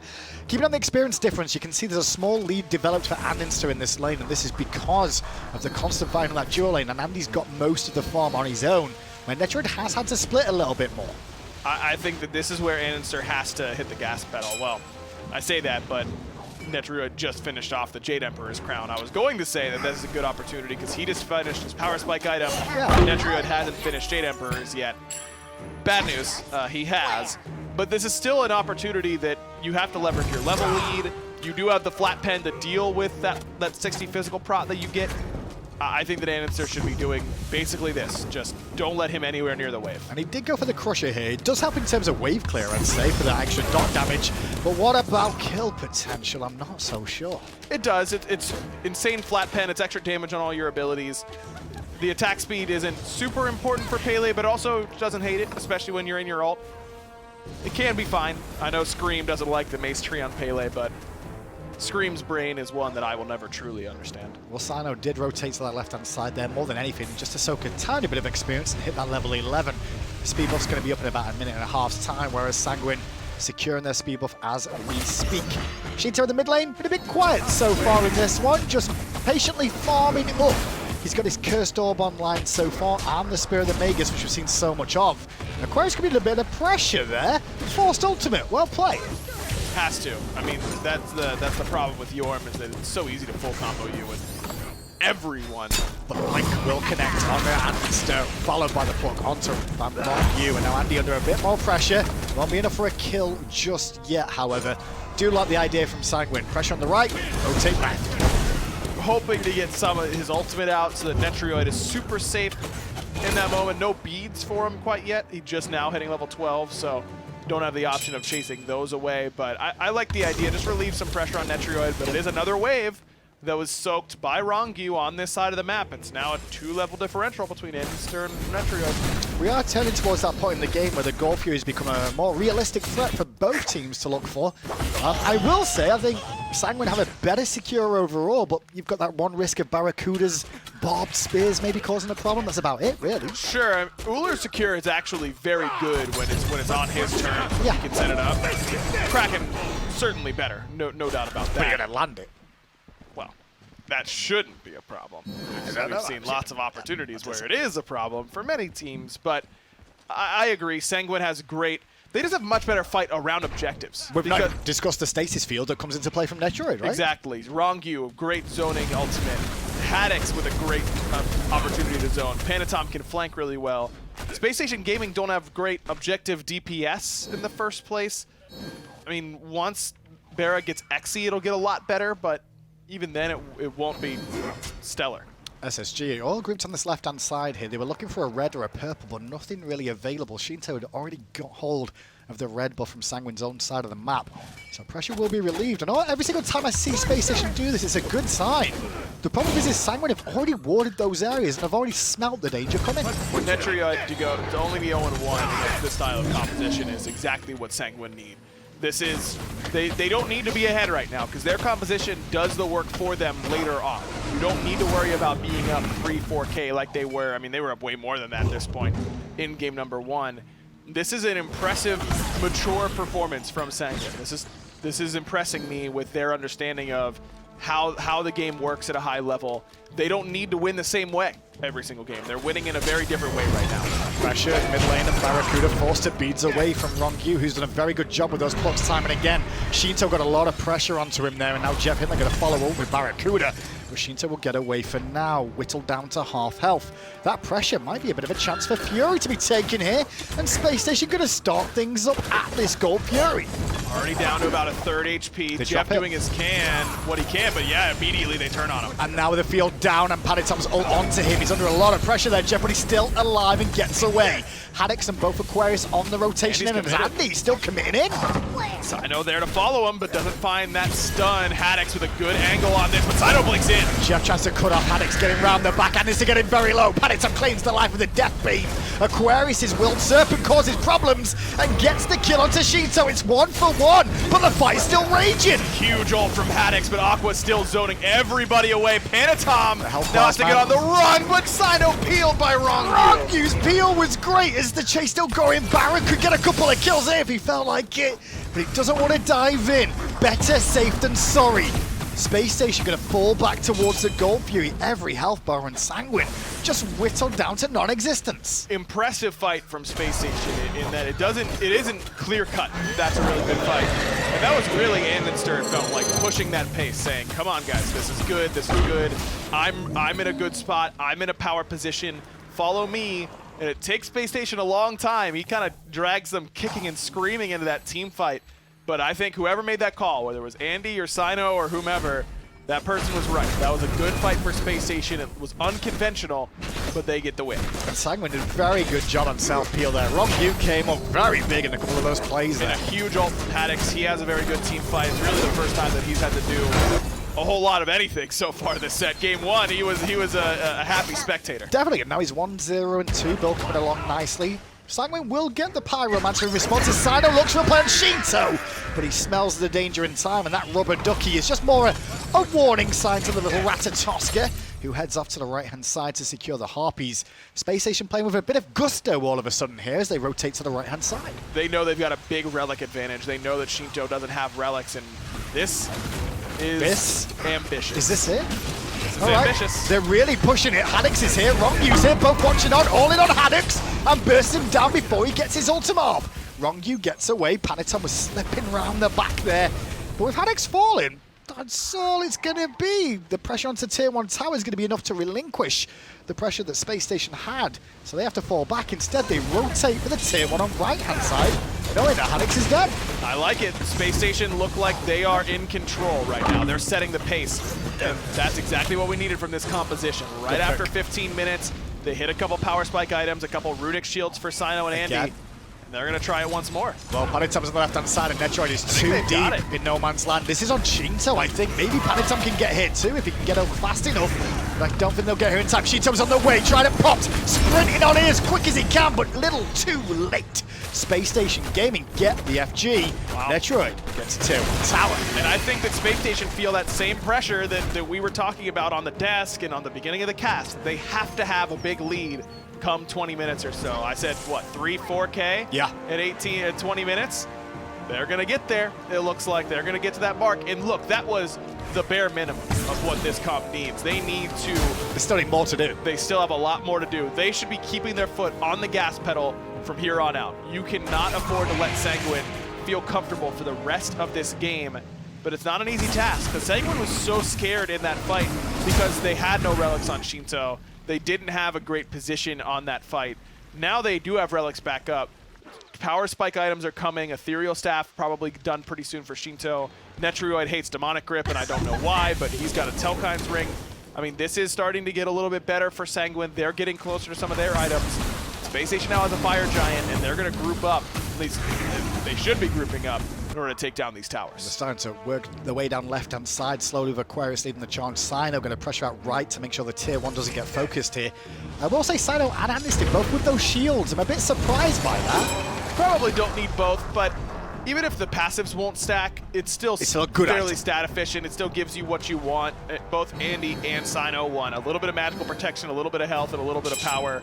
Runic Shield seems reasonable. They're starting to pull Sanguine around wherever they want them at the moment. Sanguine are just more reactionary. It's not really working out. Cyno forced to beat Ronngyu though, but Ronngyu getting pressured by Andy too.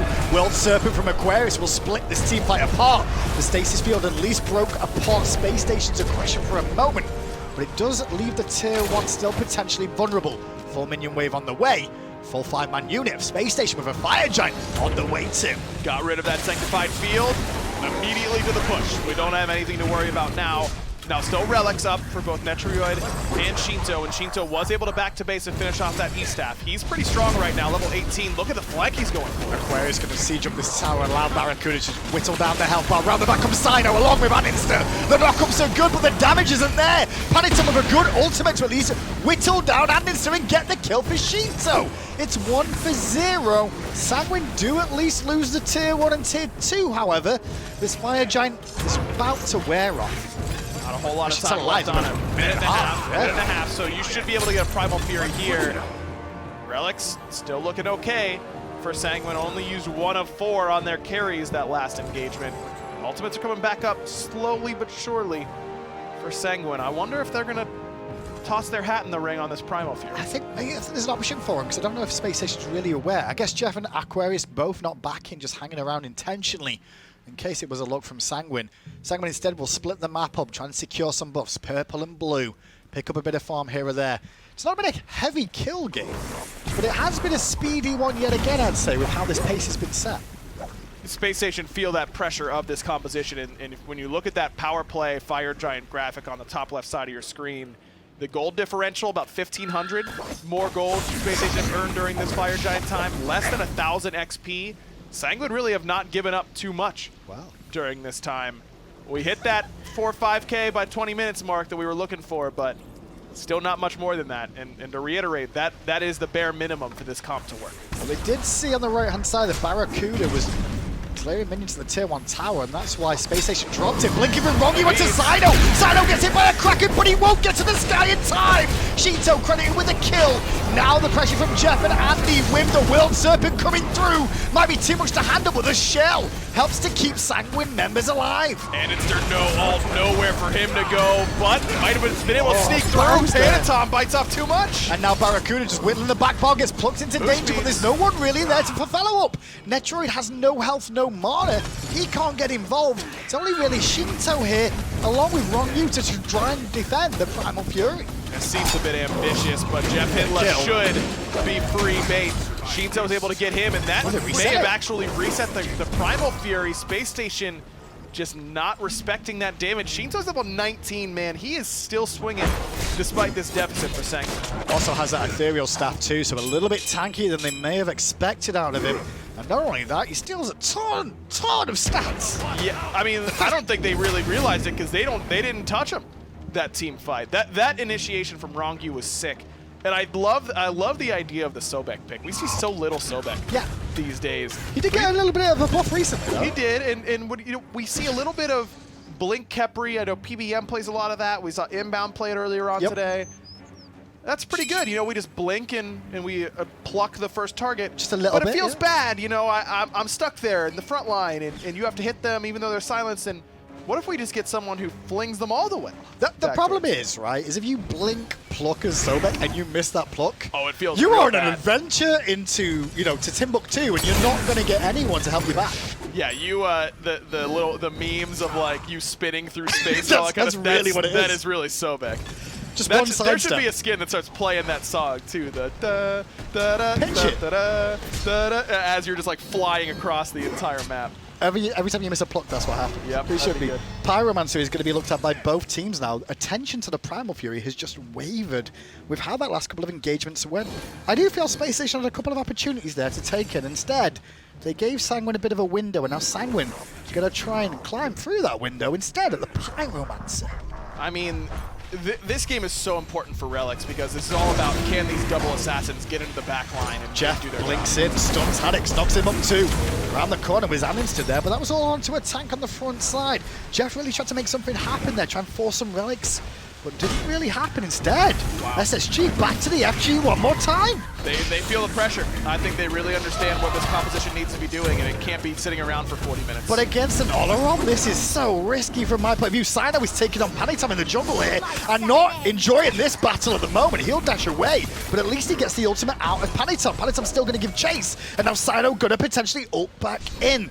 But Sanguine is safe enough behind that, near that tier 2 to not worry too much. And now Space Station realize, well, what do we do now? I love Sanguine's shot calling, man. I just think that they understand the game really, really well. They aren't forcing Space Station into doing anything. We'll pull Pyro if you come, that's fine. If you don't, we'll take it. But we'll let you pull fire. Go for it, dude. We'll let you pull gold. Take that That's damage. you. And now they got then we'll initiate. bit of a window on this right-hand side. Little bit reminiscent of Hype Unit earlier on. There's no minions there. Be careful, boys. Jeff and Aquarius going to front line, keep an eye on Cyno around the back, but Panitom is trying to keep him in check instead. Panitom eats more than he bargained for. Jeff using the Horus ultimate to try and close the gap and cut off the backside and leave Netrioid isolated. And he has the ultimate volcanic lightning. Comes in and flattens Netrioid. BaRRA did a lot there. Chases on. And Haddix jumps over the wall to safety. Ronngyu, the tail end, literally, of that Sobek will walk away.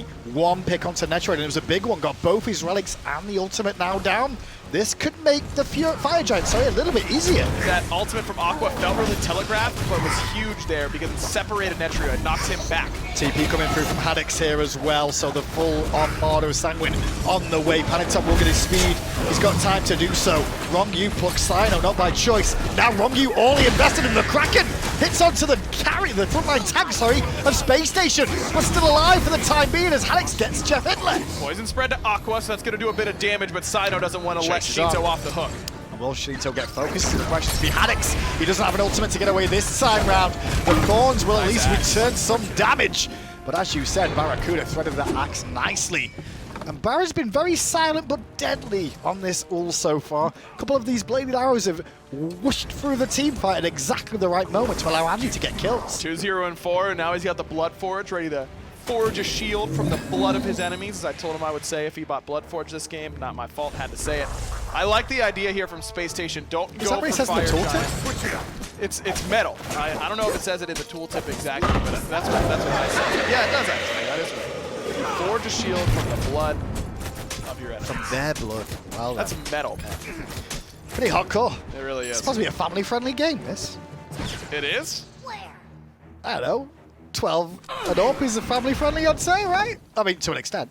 I don't know. I'm not familiar with the ESRB rating. I don't know American terms, I just know in the UK, yeah, I guess.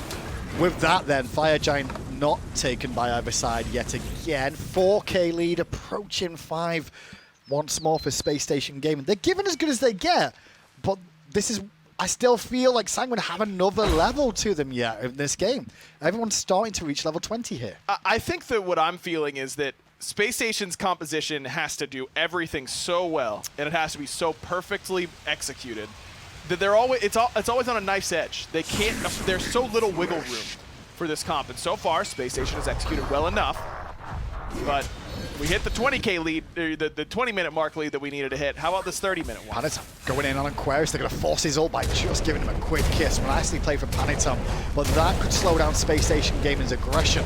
Like the idea from Aquarius to just use both those World Serpent first 2 shots to deal a bit of damage and force Sanguine back. But now, pressure's relieved for a moment or two with that World Serpent not being available. Cyno's full build at this point, so he might be able to out-trade on Panitom, though Panitom with that Shifter Shield will get awfully tanky pretty quickly. Cyno's finished his off with a Relic Dagger to try and get beads up as often as possible. I think that once Cyno sells the Acorn, I imagine he will eventually, that might shut down this trade potential for Panitom. If that's a Titan's Bane in that slot, I'll bet you he'll be feeling pretty good. Sorry, I'm going to say Rat No Acorn. Is that going to be a thing? Yeah, you can go no Acorn. mind-blowing. Tier 1 tower in the mid lane still alive for now, and Sanguine not confident enough to step up and whittle down the health bar anymore. The minions will get cleaned out by andinster. Spacestation chase Sanguine back to their own half, but Ronngyu going to get blinked on, and he plucks Cyno back out of danger. JeffHindla's up, and pressure relieved again, and that was on Sobek. Yeah, that was optimistic by Spacestation. And Cyno, I mean, he's got Relic Dagger, so his blink is up pretty soon, but JeffHindla doesn't. He had to expend his blink there too. Keep it on that left-hand tier 2 tower as well. A lot of minions flooding in there on Spacestation side of the map. Cyno goes to the sky, zoning work here. Looking for a potential target, it'll be Sheento. Panitom's there to support, and Cyno tries to get away, but gets all in. Haddix slips the noose for now, and gets away from the corner as best as he can, but over the wall, Jeff gets to Cyno to help him out a little bit, as Haddix has to fall back to safety of his team. Ultimate available again for the World Serpent if it's required. Sanguine just pushed back to their own half of the map. Sanguine playing prevent defense right now. Oh, Ben, good but block. don't break! JeffHindla gets broken by that Kraken. And then the World Serpent comes in again. Andy round the back towards Sheento. No Kraken available, but the Aegis was still up and alive. Panitom there for Peel with Ronngyu too to keep Sheento topped up. But BaRRaCCuDDa takes out Netrioid. And next on the list will be Ronngyu. It just takes one more hit from somebody. No, he missed. andinster misses, but Cyno will not. The flurry snags it up. I thought he might escape as well. 2 for 1. And andinster does such great work in that team fight. He navigates his way to the back line immediately, harasses Sheento quite a bit, puts him under duress, and then really patient with that volcanic lightning, then turns around and hits the gas pedal and immediately spreads that damage throughout the team fight. Interesting to see Spacestation all back there. They want to spend up, buy items, and go again. This is a fire giant call, if anything, at this moment, because they could have taken a Pyromancer there, but they're really going to try and invest in the FG, knowing that JeffHindla is going to have respawned here too, and force a 5v3, I should say, at this next fire giant. Sheento's ultimate down for a few more seconds. Panitom's about to come up at the same time, and Haddix has just used his teleport already. This is an uphill battle for Sanguine at the fire giant then. But just like we saw earlier where Spacestation took the first fire giant of the game, they're doing this now because Sanguine's carries have no relics at all. Cyno in the sky, being very patient, looks for Panitom, won't find it. Panitom manages to survive for now, uses the beads, gets beads out of BaRRa. Haddix ults away to safety. Panitom falls back to the rest of his team. Fire Giant is still fine. But here's the problem. That last Fire Giant they can take, they can stand there, whatever. This one's enhanced. Looking from Ronngyu, looking for some pressure on Aquarius as the target. He ended up getting hold up, but no backup from Sanguine was really there. Lurking in the waters has been used by Ronngyu. This is a battle of attrition.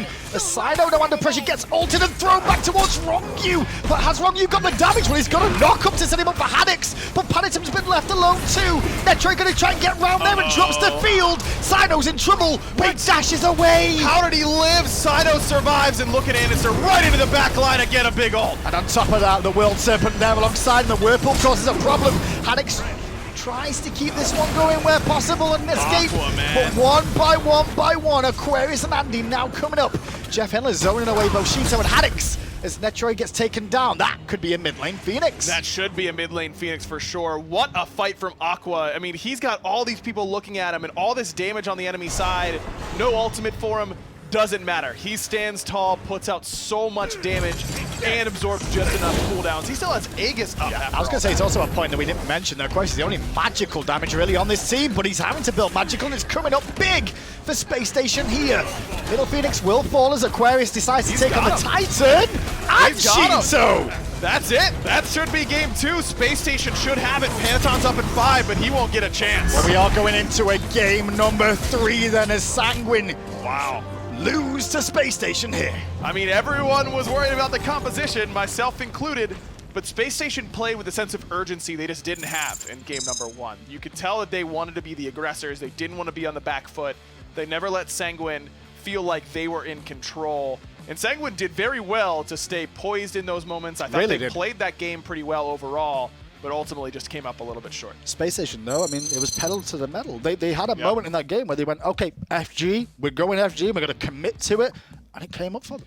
And more importantly, they're all on the same page that game. So how many times in game 1 did it look like Cyno and Andy had different calls, or BaRRa and Jeff were on different pages? It happened over and over again consistently in game 1. That game, especially in the weird moments where we're picking these odd things, we're playing these team fights really differently, we're going for ballsy objective calls, everyone was on the same page for Spacestation. They look much more settled in now. Well, that first game, we thought the writing was on the wall and Spacestation were going to the lower bracket.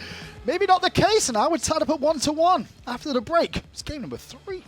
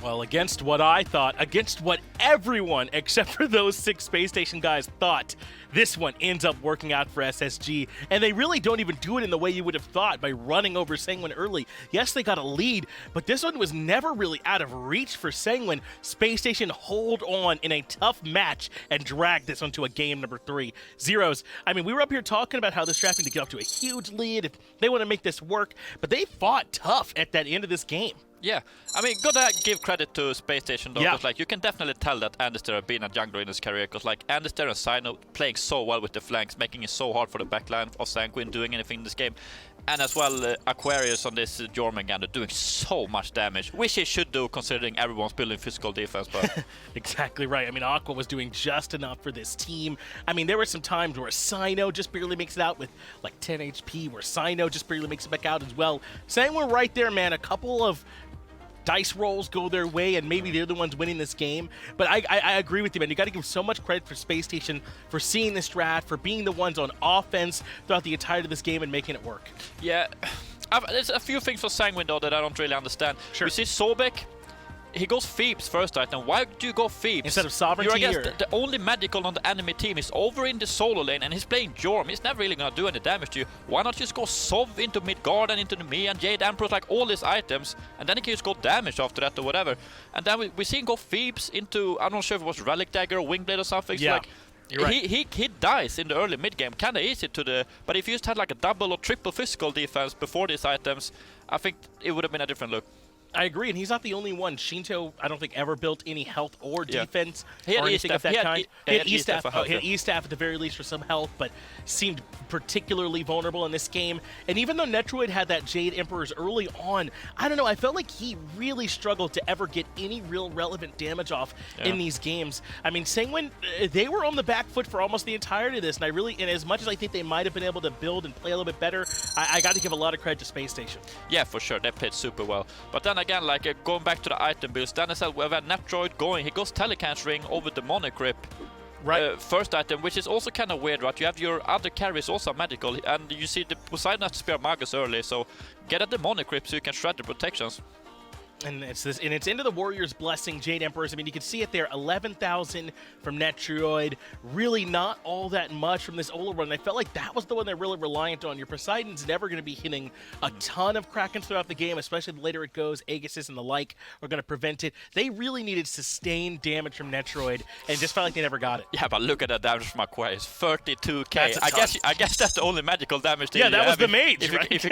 you can pull those numbers down. Put up some zeros numbers, almost, I'd say, on the Jormungandr there that time. Space Station, man. And I mean, I'll check some Twitter between the games, too. A lot of people were on our side with that one about this draft from Space Station and how it wouldn't work. But Space Station, against all of that, were able to come in and execute it. Can they do that same thing again, though? I mean, can you pick Pele and Rat and just run it down, and Ullr and Horus just run it down Sanguine again? I don't know if that's going to work twice in a row.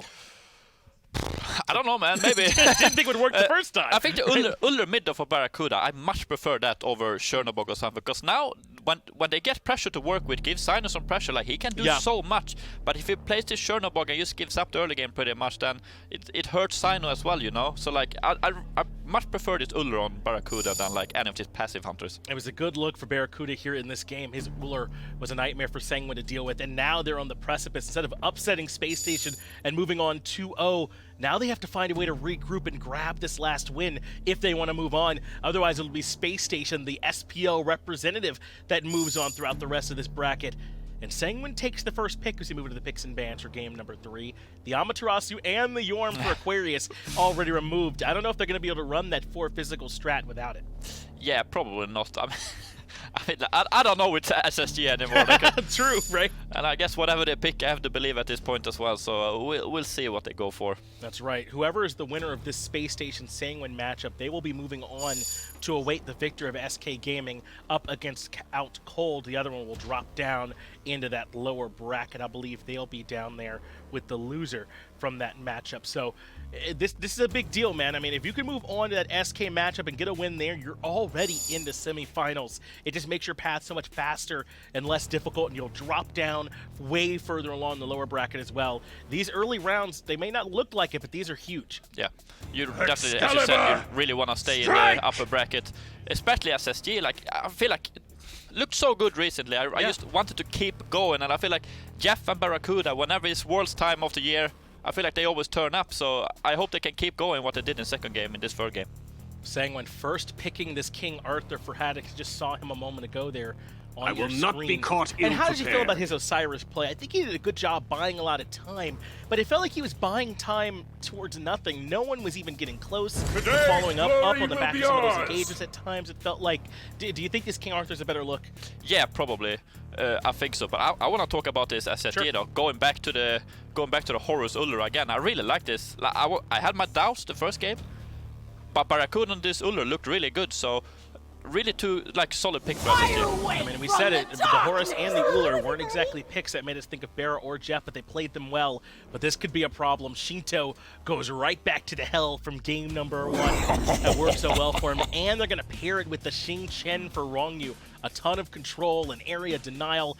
This is going to be difficult now to try and fight through all of this to get to the hell. Yeah, this is exactly what they played in the first game where they played so well. Yep. King Arthur did really well, the Hell did really well, the Xing did really well.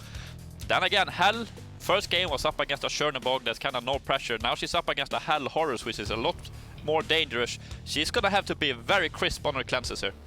Going to need to be nearly perfect to make that work and not get caught out by Jeff and BaRRa's pressure here in the middle lane. They were also able to pair this with the Erlang Shen and the Olorun, I believe, back in that first game to give them that magic damage split that's become so strong. But here's the Scylla. This has been an andinster special lately for the long lane.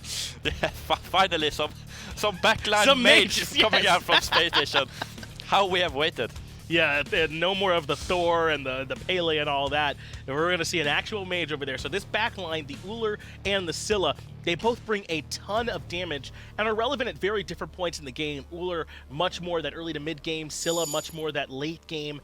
But maybe they can work together and kind of pass that baton between the two of them. Yeah, for sure. Kind of worried though. Scylla relies a lot on setup. Yeah. For her 1-2 combo and her out. And same does Horus, right? And like if what's it called? Sheento, if Sheento can be really good with his cleanses here, he can deny a lot what SSG wanna do with the Horus, and like they have so much CC. That's a good point. And this Hell can deny all of it. If you pick any kind of big wind-up predictable CC, that's the kind of stuff that cleanses are really good into, you know, like Ares pulls are strong but way less strong because you know when those are going to go off. Dodgy and those sort of things all kind of diminish a bit in value when you can predict them. So Space Station have to be really careful about where they go for this control. I think Jeff has liked the Kumbhakarna in these spots in the past. Maybe that's what he's looking for. Well, he's already on the horse. Yeah, I think he's on the horse. But maybe something else like that to try and go along with him to give us some control. Yeah, maybe. I wonder what Aquarius is looking to play here, because he went to tier the first game. So awesome! Oh, is this... Wait, that must be jungle this time around, I suppose. Yes, it was last time. I was very surprised that Pele went over to Andy instead of going to Cyno, but this time it looks like that Pele is going to go back to Cyno. But here's the Naja for Sanguine. This gives them some much-needed early presence, as well as even more setup and control. It's going to be tough chewing through all this control. The name is Yeah, Freya. there's a lot of... Oh, Freya, interesting. We saw Funballer play this, actually. Yes. like even when he picked it, I was like, oh, they're probably trolling. But then he ended up like doing really well and like dominant. I think it was Volt playing Cupid against him in that matchup, and like Funballer won that super hard. So Freya might still be underrated. I'm not sure. I think there's a chance. Funball made it look really good, but that is also Funballer, and he's not just an excellent, possibly just the best hunter we have right now, but on Freya in particular, he goes up even higher. And this is interesting because the Chronos is still available at this point. The Olorun, right? A lot of these magical ADCs you think of normally are there, but Sanguine picking to play this Freya. Yeah, I think it might have something to do with he's played Olorun 2 games in a row, and like both games I feel like he's kind of been lacking the pressure that he probably wants. Right. And with Freya he can kind of do the same thing, just that Freya has way better wave clear, like better fighting early game, right? So he probably doesn't want to fall as far behind in the early game. He'll have plenty of push power with this Freya. Something else to mention, Netrioid just kind of likes Freya as well. There's something that he has played before and done well on, so wouldn't be surprised if that's factoring in. As this time Haddix will have to go up against the Osiris. That's been locked in for Aquarius. And something to note, Aquarius' Jormungandr was really impactful in game number 2. Relegating him over to the Osiris, still good, but not going to be able to get all that same free damage the way that the Jormungandr was. Yeah, I mean, I've always been really impressed with how Aquarius plays. I feel like whatever he's on, he always performs well, in my opinion. I feel like SSG, their downfall this year, kind of, I don't think that has been on Aquarius. I'm not really sure what it's been on, but like Aquarius playing Osiris here, I think it's completely fine. I think it should work out for them. Aquarius likely been their most consistent member, really, throughout the entirety of Season 6. He's risen to that point for Spacestation, so it's good that you bring that up. Looking at these two drafts, though, are you leaning one way or the other? We know that Sheento can play well in this hell, and Zeros might not even get to find out much to think. We're just have to settle for the game. Not too bad, huh? Game number 3 coming at you. Yeah, no chance to hear Zero's opinion on Game 3. I'm disappointed. Sanguine and Spacestation. It all comes down to this in their first round matchup.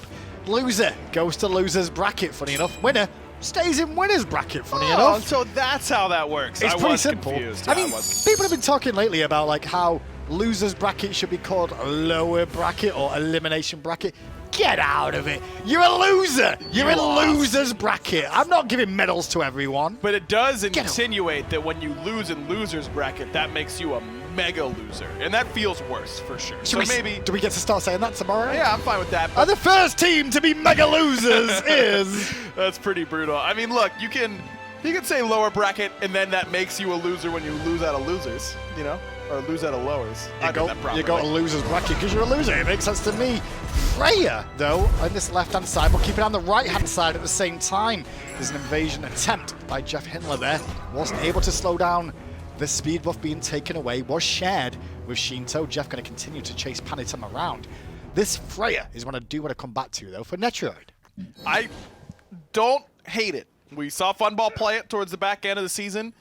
This is not classic Freya. This is rework Freya, so not what you're going to be playing with at home, but it still gets lane pressure very well. If you didn't see that, because it was just on the minimap that you got to catch it, you saw Panitom hang around at the tier 1 tower, right? Wait for the minion wave, so when he can rotate to red, if Jeff comes through, he catches the whole minion wave, so Jeff can't continue to pressure. He has to rotate back, and it gives him the window to get away from the support. Lovely play. It's smart, but at the same time, from JeffHindla's perspective, Panitom had to sit under tower that whole time and wait for the minion wave to spawn. So he's fairly happy with that outcome either way. That's what makes these support invades really potent, is that there's no good answer to them most of the time. If the support is good and knows what they're doing, they're going to be attached to you at the hip. Andinster banished by Netrioid, but will jump away back to safety with the Sentinel. Took it at level 2. Which I guess in this matchup in the fight, you could see a lot of pressure from Ronngyu in this lane as we saw previously. There's a wiser option here to stay relatively safe. Does Andy have 3 mana pots? That looks like the number 3 to me. It is a 3. My eyes aren't great, but that seems awfully high. Scylla, one of the lowest mana cost characters in the entire game. Feel like you don't really need more than 1, maybe 2. If you're having to use Sentinel all the time, though? Sure, I'm fighting for him here. I'm helping him. Yeah, I mean, especially in a matchup where you expect Aqua to be able to get Coup in the early game at least once or twice. Don't feel like you really need the triple mana pot. That's going to end up being gold sold back to andinster. Mage's Blessing and Lost Artifact too. You've got MP5 from those as well. Ronngyu on the left-hand side will get the Oracles with the help of Netrioid there. Continues to farm up. This Ronngyu now goes back towards mid, but needs to be careful against the 2v1 situation he found himself in there. Sheento did get hold of the Hell again, and it does concern me that Sheento's on his Hell one more time. They're going to have to burst him and focus him a little bit earlier on this game. It certainly didn't work when he played it in game 1 Oh, from no. SSG's perspective. It really worked from Sanguine's perspective, though. I mean, he was an unkillable beast. This time it's a much better lane matchup, though, in Spacestation's favor. Ullr pressures really, really well. Not necessarily in clear in comparison to Chernobog, because Chernobog clear is very, very strong. It's really just in kill potential, that kill pressure. Kind of in the same way that Onher doesn't clear well, but pressures with kills. Pressure onto Aquarius here, still only level 4, so doesn't have his ultimate available. That shock damage from Haddix will bring down Osiris and give himself the first blood. Great pressure from Panitom. To be fair, Aquarius was really dominating that lane at that moment because Haddix was low on the mana. As the blue buff will now spawn momentarily, he'll be able to get that back under control. That's the only wave where that gank works, because if Aqua hits level 5, then that gank's not going to happen. I'll bet you he's about a wave away from that level 5 mark. Just a little bit of lack of awareness, though, because when you look at your enemy laner and you see they don't have blue buff coming up, you know that they just need that blue buff experience. Or they know that they're going to need help on that blue buff. So the jungler is going to be shading over to your side anyways. We'll go back to that Freya pick real quick. I like what Zero said on the death, to be fair, about how Netrioid, you know, 2 games in a row, he played the Olorun, he couldn't really get pressure with that, and it looks like a bit of a situation where he's like, give me some pressure in this lane so I can try and make something happen, so I can feel impactful here. Huge difference in pressure capability between Freya and Olorun. And at the same time, you're seeing a much less pressure-filled pick from the Scylla than you are with the Thor or the Pele, who, again, neither of those characters clear the wave better than you, but they do have that kill threat that gets them pressure by way of their presence alone. Ward wars beginning in the jungle, as Ronngyu just tries to get this ward away from JeffHindla, and does so successfully. It took a little bit of time, however. I do like the idea of the old War Wars battles around Fire Giants and Golf Furies coming back into play once again. Always the main support stay. It's just as taking speed buffs is to junglers, battling over wards is to supports. It's what they live for. We live for it for the moments when you get there later, right? It's your ward that's already on the ground. They've placed a sentry and you're like, this isn't going to happen. I'm going to beat you. Have you ever blinked to win a ward battle? Yes. I blinked as I just leveled up and put an extra point in Yawn just to make sure he would stay there long enough. Have you ever ulted for it? It's worth it. Okay. I mean, add some gold, right? Report hit new man in game, please. There was no other reason to do it. I mean, I've seen worse blink ultimates in this day than what I've done for. I'm not saying for gold. that. I'm just saying that it's long overdue that you haven't been reported for other things. Oh, I've been reported, I'm guessing. I think a while ago I went on Reddit and actually just posted my whole logs. It was just like, report Hindu because he works for High Res. Oh, yeah, that was half my reports. Cyno rotates to this left-hand side, looking at Netrioid, who has to avoid the damage out of andinster. And the ult for ult exchange goes off as Cyno now under pressure himself. Panitom rotates in and Cyno forced to use the ultimate.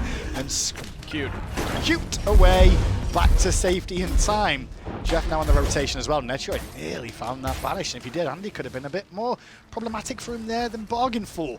Sanguine still on the hunt, however, on this left-hand side, but there's nothing really up in the jungle. Purple and red, and even back off, he's on cooldown. Andy hoping that Netrioid is just slow to press 4 in that moment, which is sometimes a viable strategy. Yeah, I've seen that against Fraser a few times. But not always a viable strategy. BaRRaCCuDDa needs to be careful because he's going to leap right back into hell here. Ronngyu with a good bit of damage, but Panitom just didn't trust him. Going in there for the extra follow-up. Surprised by Panitom not aggressing there, because Ronngyu tanked the tower for him. Was it the backup of the team being around? I think it's just that they don't have a whole lot of damage yet. I mean, Panitom is sitting on just boots. It's not a whole lot of power, and he went to Laria as well, so he's even less in the power department than he normally would be. So that's 2 autos at the very least. I imagine he already tossed the ring toss. Probably the slow got cleansed right away, or he missed outright.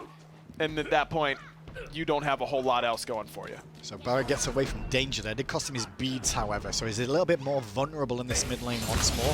Has to be careful of Panitom that could be swinging around anytime soon, looking for a bit more pressure, or even Ronngyu getting his ultimate back up again. You did see Haddix on that right-hand side consume his ult as Jeff is now pressured. No ultimate though from Panitom, even though it could have been guaranteed. Sheento a little bit too far away. And the one concern I think I have with Sanguine's composition is they don't have great follow-up to this Naja ultimate. Normally you see the big burst damage, Scylla's, Ra's, Thoths, things of that nature. Hell does a lot and can be that big burst, but she has to be right next to that landing point. And sometimes that's going to be too scary. Is that a point when you go with Naja, then it's a more damage for just raw kill potential on your own in that case? Yes, you definitely can, especially when you have two magical carries on your team in Hell and in Freya. You know the enemy team's going to be itemizing a little bit more magic heavy. Yeah, where JeffHindla's going immediately into the magical defense tree. So I think it would be wise of Panitom to maybe go a little bit more aggressive. Going full damage Naja isn't realistic at an SPL level. You just get punished too hard. You're going to need Voidstone or Shield of Regrowth or something along those lines. But a little bit of extra damage I think would be warranted. Ronngyu rotating around to this left-hand side as him and Jeff meet in the middle. It was a fight over the left-hand half. His oracles did spawn at the same time though. And the ward pressure from Spacestation on this left-hand side is good to give full vision of what's going on. But they do have to relinquish the oracles there once more. Now Ronngyu rotating back towards mid, Sheento hanging around. So Ronngyu just going to clear out a ward there. For now, it's just that one kill separating the two teams that we saw go the way of Haddix in the earlier on game. But the goal differential is growing slowly but surely. Sanguine's in a good spot here. Space Station have to play with that same level of urgency that they had in game number 2. And understand that this game could just easily slip away from them as game number 1 did. This composition from Sanguine does a lot of very similar things. I do think that Aqua is there as a really good stopgap with this Osiris, that if things start going poorly for Space Station, you can call on Big Brother and he can come over and rotate and make some things happen. Cyno trying to get the red buff and does so, but Ronngyu is around and now going to try and punish him. Forces Cyno to use the ultimate there to get away from the danger. Didn't have to use the beads, luckily enough from Cyno's point of view. But that ultimate being on cooldown means there's less pressure as Andy eats a ton of poke after the banish from the pulse combo. Uh-oh. That's good work by Netrioid to stop that CC chain from coming in andinster for realizing early. But in mid lane, there's more pressure. Cyno's very low, and it's BaRRaCCuDDa that got ulted by Panitom there. But that left Cyno isolated, who was caught in no man's land. And now the rotation to the left-hand side could be on, and instead trying to get the purple buff. I don't think Panitom knew he was there, otherwise I don't think so either. Could have been a free dinner time, that. Yeah, I think that that weird positioning from Andy threw Panitom off a little bit. I wonder what happened in that mid-fight by the red buff. Yeah. Cyno, he's got no ult. It's not a fight that you should feel super confident in taking because Sheento has power spiked way harder than BaRRaCCuDDa at this point. He's got a full Doom Orb this early on in the game, and BaRRa hasn't even finished his Transcendence yet to start stacking it. And I will say the beads were consumed by Cyno. I guess there's a chance that Panitom, I'm not going to try to say this is wrong, but maybe he missed the ult and it hit BaRRa. We know we didn't get to see the fight, but it looked the weird. classic Naja sash one dude, ult the other, which is always a sick strat. That's so good. They killed Cyno anyways, and BaRRa's the one who escaped at the end of the day. I mean, it worked out for them. Ronngyu nearly gets pressured by Jeff there. But we've got a minute. Let's take a look back at that kill real quick and see exactly what ended up happening there. Sure, it was Cyno that died. It's Ronngyu leading the charge in the sash from Panitom. The ult, you read it exactly right. It was the sash ult combo. And Cyno just gets picked apart. The root from Ronngyu really comes up big there. Everyone always underestimates how long that duration can be. Knock up into root, 2 CCs that don't DR against one another.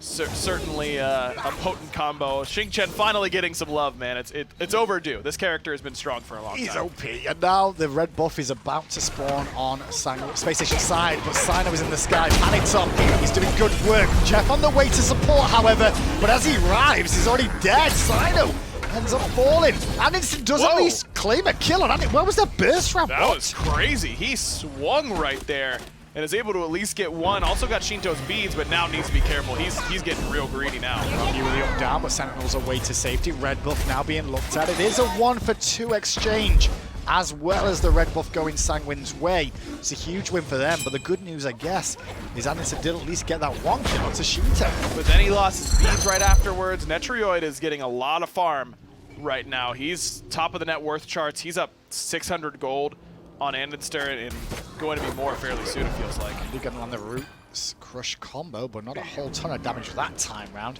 Still surprised how much damage we saw hit Sheento there. Crush is a pretty good ability, it turns out. Always has been. Especially once you've got it maxed out. Is it always worth holding that thought as Panitom is under so much pressure from Cyno? And BaRRaCCuDDa's axe just nailed him too to make sure that the kill would be secured. So a bit of a turnaround from Spacestation again.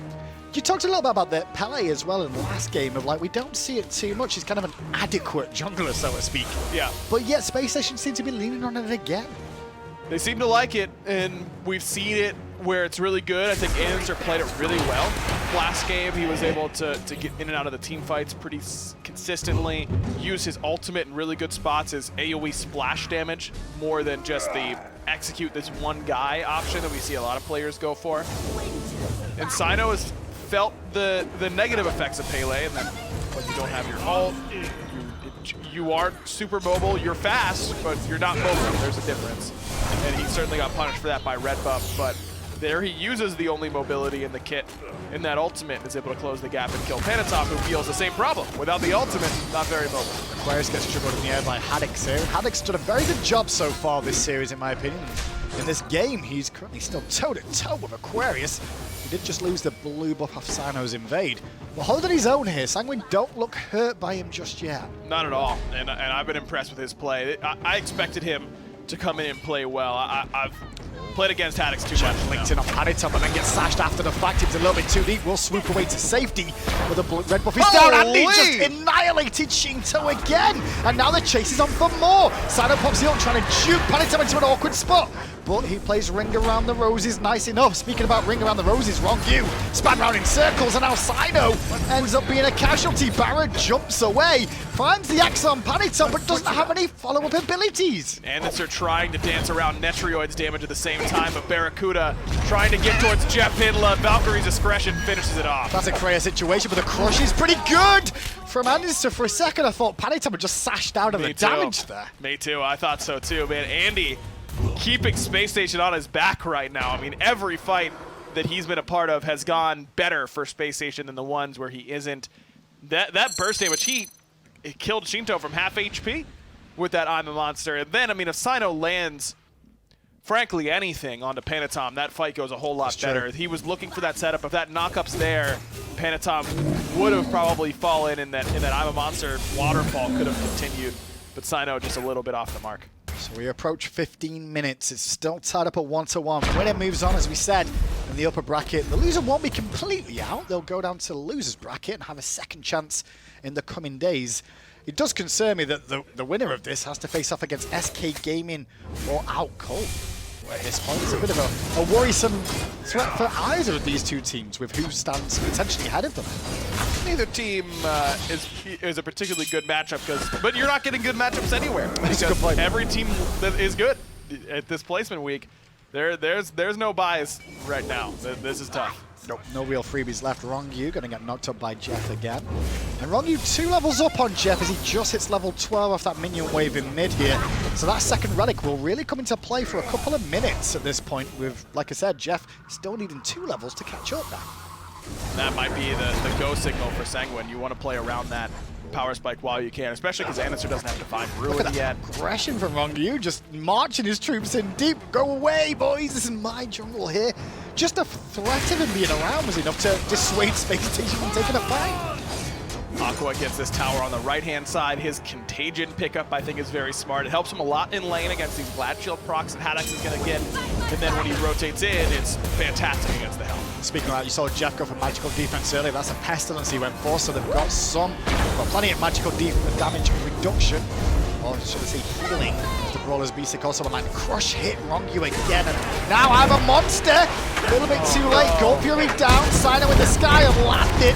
He's still going to be fine. Netrioid, a different story. He needs Sheento's help and used the Aegis prematurely. Ronngyu was trying to help out his teammate or keep the rest of Spacestation at bay. 2 for a Gold Fury. Is it worthwhile? It is for now, I'll say, but if Sanguine lose anything else, I feel like I'd favor Spacestation. It's just that Spacestation needs to spread out and farm right now, and it looks like they won't get anything off the back of that. So yeah, absolutely worth it for Sanguine. Look at the team fight recap. They double up in XP. They get way more in gold. With the Pyromancer, it'll get it closer. Plus, that doesn't factor in all the experience after the fact that Spacestation's able to get. They didn't spread out very well. They kind of 2-man split a couple waves, a couple camps. I think that's still worth it for Sanguine. And Netrioid will defend that tier 1 on the left-hand side, as will Spacestation defend that tier 1 in mid, just about BaRRaCCuDDa. Will keep that alive, and Barra working towards what most likely will be an Executioner next after that Transcendence, as he finishes that one off now. The ring build for Freya still seems to be the order of the day for now. It is. Finally, Netrioid built a Demonic Grip early on in the build. My gourd was on the verge of losing it for sure, but we got there eventually, and that'll help out his damage and Sheento's and, frankly, Rongyu's. In the jungle, Netrioid trying to take on a trade with Andy for this red buff as Cyno goes aggressive, and the ultimate from Andy was primed and executed perfectly with the follow-up from Cyno. Andy's still trying to give chase, drops the ultimate early to get the Sentinel in as Aquarius rotates, but 4 on 5 in mid. No Fury available, only a Fire Giant. Do you surrender a tier 1 for safety here? I think so, because right now Spacestation didn't even expend that much on that fight. Sash and max range from Panitom, but he changes their mind after the fact. Cyno and him going aggressive as Haddix deals with Jeff on the front side with Excalibur. Will get Jeff's ultimate out, and Jeff defensively falls back as in goes Ronngyu and brings Jeff back into danger, but the crush nearly groups them all up nicely. Jeff still alive, kept in range by Panitom again, at max range with the Sash. Now it's a 4-on-4. Aqua still full health, is going to do a lot here, but not as much as andinster. Another huge crush from him. I believe that's 5 of Spacestation's 8 kills on the long lane mate. It really feels like Andy's like, how did we win a world championship last time? Oh yeah, it was Zilla! Let's just go back to it. He's been playing a lot of it this year, but granted, you said it earlier, he's having a fantastic game. 5-0 and 2, top of the player damage charts, nearly with only Aqua surpassing him, but only by the slightest margin. That last team fight underneath the tier 1 tower, though, I think Aqua really drops the ball. I mean, you have to, as a frontline unit, you need to be treating it not as 2 separate health bars, but 1 big health bar. You don't need to watch Jeff get pulled back in. He's tanking tower. Everyone's just hitting him with everything. No one gets in there to body block. Aqua's full HP, didn't have ult, but what CC are you worried about? Panitom's ultimate was defensively used. Rongyu's ultimate was already down. Haddix's ultimate was down, though we know how that goes with King Arthur. I feel like Aqua's got to get his hands a little bit more dirty than he did there. I can see that as well, especially because so much was invested in JeffHindla. I mean, right. It was the Xing ultimate as well as Panitom, Sash's, and Haddix's ult, as you said. Like, so much investment, and yet no turnaround really from Spacestation. Granted, they got the kill at the tail end onto Ronngyu because of the crush. They're still going to lose their red buff on the left-hand side one more time. Now on the rotation in from Cyno and Aquarius, they find Haddix and Panitom. Panitom's only level 14 though, he's been very scrappy this game, whereas Cyno is at level 17. But talk about scrappy! Netrioid looking for a 3v1 and ends up getting it! That's the Freya on button, baby. Sheento gets Aqua at the same time, and all of a sudden, Space Station is falling apart. And Cyno has to run away, use the beads on his ultimate to escape. 5 members strong of Sanguine could barrel in for this tier 2 in the mid lane now. They've got minions alongside it. Good work there. Andy and Aquarius being dead. We just talked about how good Andy's played. As soon as he's taken out, it feels like Space Station lose a lot. They really do, and this build from Netrioid, it's a little bit later that you get hastened these days, but remember not long ago, the oppressive days of this version of Freya. As soon as she gets hastened, you're slowed, she's fast, her autos deal more than anything you're doing. That's exactly what happened. He just started barrel stuffing Andy in the middle of I'm a Monster because it just extended his hit. BaRRaCCuDDa and Jeff here, and Barra's going to get full vision of what's going on as Jeff just tries to buy time. Fire Giant still leashed at a relatively high health pool, but the collapse on Barra is there. Haddix around the back, Cyno left him. I guess there was no rotation from Cyno at all. The teleport was coming through from Aquarius. Too little, too late. Fire Giant for Sanguine. And what's up? Sanguine's up 8K already? It zoomed. Yeah, that was quick. All of a sudden, look at that gold and XP differential. It was creeping up, creeping up, creeping up. Okay, we got rid of andinster. Let's play the game. And that's before we get the power play that kicks in now in the top left for these tier 2 towers now going down. This will be 1,500 gold added straight away. You actually saw Panitom rotate towards mid to make sure they don't lose anything else on the left-hand side. The Fury has just respawned, and that makes a lot of sense to have some members here to make sure they can get that too. Panitom's build is interesting to me. He goes Heartseeker. We were talking about him going with some more physical damage because he doesn't have that necessarily backup that's coming with him. I think he's certainly leaned into that with Void Shield, Brawlers, and the Heartseeker. A little bit worried that he's doesn't have enough power in order to make that Heartseeker proc really work for him. That does change based on how much power you have. But it makes all of his power items that he's going to get the rest of the game even better from here on out. And it's still pretty solid. I mean, he's second on the player damage on his team. Panitom's had a pretty solid game. And with that, the Fire Giant around all their waist, only one tier 2 tower remaining on the left-hand side here, which is the perfect situation Sanguine want to be in. They want that left-hand Phoenix if they can get it. And they also have some pressure in the mid lane too. Spacestation just forced to defend here, and they're clear. Is a little bit suspect, I'd say, here. It is, because Andy has to step up a decent amount in order to throw off Crush, and then he's got a big window of DPS loss, where what am I going to do? Just one and ult someone? Now that'll work, but it's still not ideal. Your poke damage is tied to your clear. BaRRaCCuDDa can clear archers pretty well with that 3, but that's about it. He can't step up right in front of the whole wave to hit it with the bladed arrow. Now the mini wave on the way through. Crush will eliminate quite a few of those. Sheento keeps the front line standing, though, as Ronngyu will lead in the charge. Netrioid working away in the Phoenix. No focus anywhere else but that Phoenix. But now with the ultimate coming through from Ronngyu, he switches his attention to Jeff, and he's already taken out. Andy gets an I'm a Monster up, but Netrioid just slipped the net in time. BaRRaCCuDDa, meanwhile, will not get that option as the left-hand Phoenix falls. Sanguine, they're going to push in. They're looking to take down Spacestation and march on in this tournament. Vamos, Sanguine. They're looking for it right off the bat. Andy has relics up, but no ultimate. Cyno being focused and pushed back to the fountain. Aquarius tethering up to a high heaven to reduce the amount of damage down. Minions splittering through as Cyno pops the ultimate, but he's getting very, very low and eventually falls down. Just 2 members remain. The Titan is going to drop, and Sanguine are going to potentially beat Spacestation. Jeff respawn. That's big damage coming through from Andy right now. Titan getting so low. That crush was absolutely massive. Andinster wipes the whole team. That is a pentakill of the ages. Easiest one of your life. Easy for Andy, baby. I mean, he's been doing it all game. What can you say? JeffHindla deserves a ton of credit there, by the way. Blinks in, huge onk, hits the entire team, and Sanguine feeling like they're about to win the game, get all grouped up right on top of that Titan, and Andy just, he gets it, man. He hits them all. Yeah, let's go back and see that play again. So, guaranteed pentakill, by the way, but this is Christmas Day for any Scylla in this position. Man, imagine if he had ult. This amount of damage is just crazy. It's just too much grouping here from Sanguine. He kills everybody. That was a penta. He got it, man. No better spot for it. No better spot for it. I think there is. At the enemy Titan is the better spot for it, right? Like, you saved the game. Well, that's what he's doing later on. You know, he got his penta on his, but now you end up getting the penta on their Titan. Can you stop telling the script? You said the Titans, the script is broad strokes, man. Now you're telling me it's this specific? I don't know. I mean, Andy deserved a penta this year, right? Spacestation needed something going for them. Well, they've got Andinster going for them this game. Okay. Now, I mean, but here's the problem. Sanguine still have a massive lead. Huge. But Spacestation need to try and ride the momentum, man. I mean, Andinster's been the hot hand. Every fight he's been a part of where he doesn't get one-shot by Netrioid has gone pretty well. This is what I'm doing now. I'm like, okay, Haddix, listen, I know you're the sub for the team, but what we want you to do is go right-hand side. Act like a fool and push up to the right-hand Phoenix, okay? We're all going to jump in left and barrel into that Titan.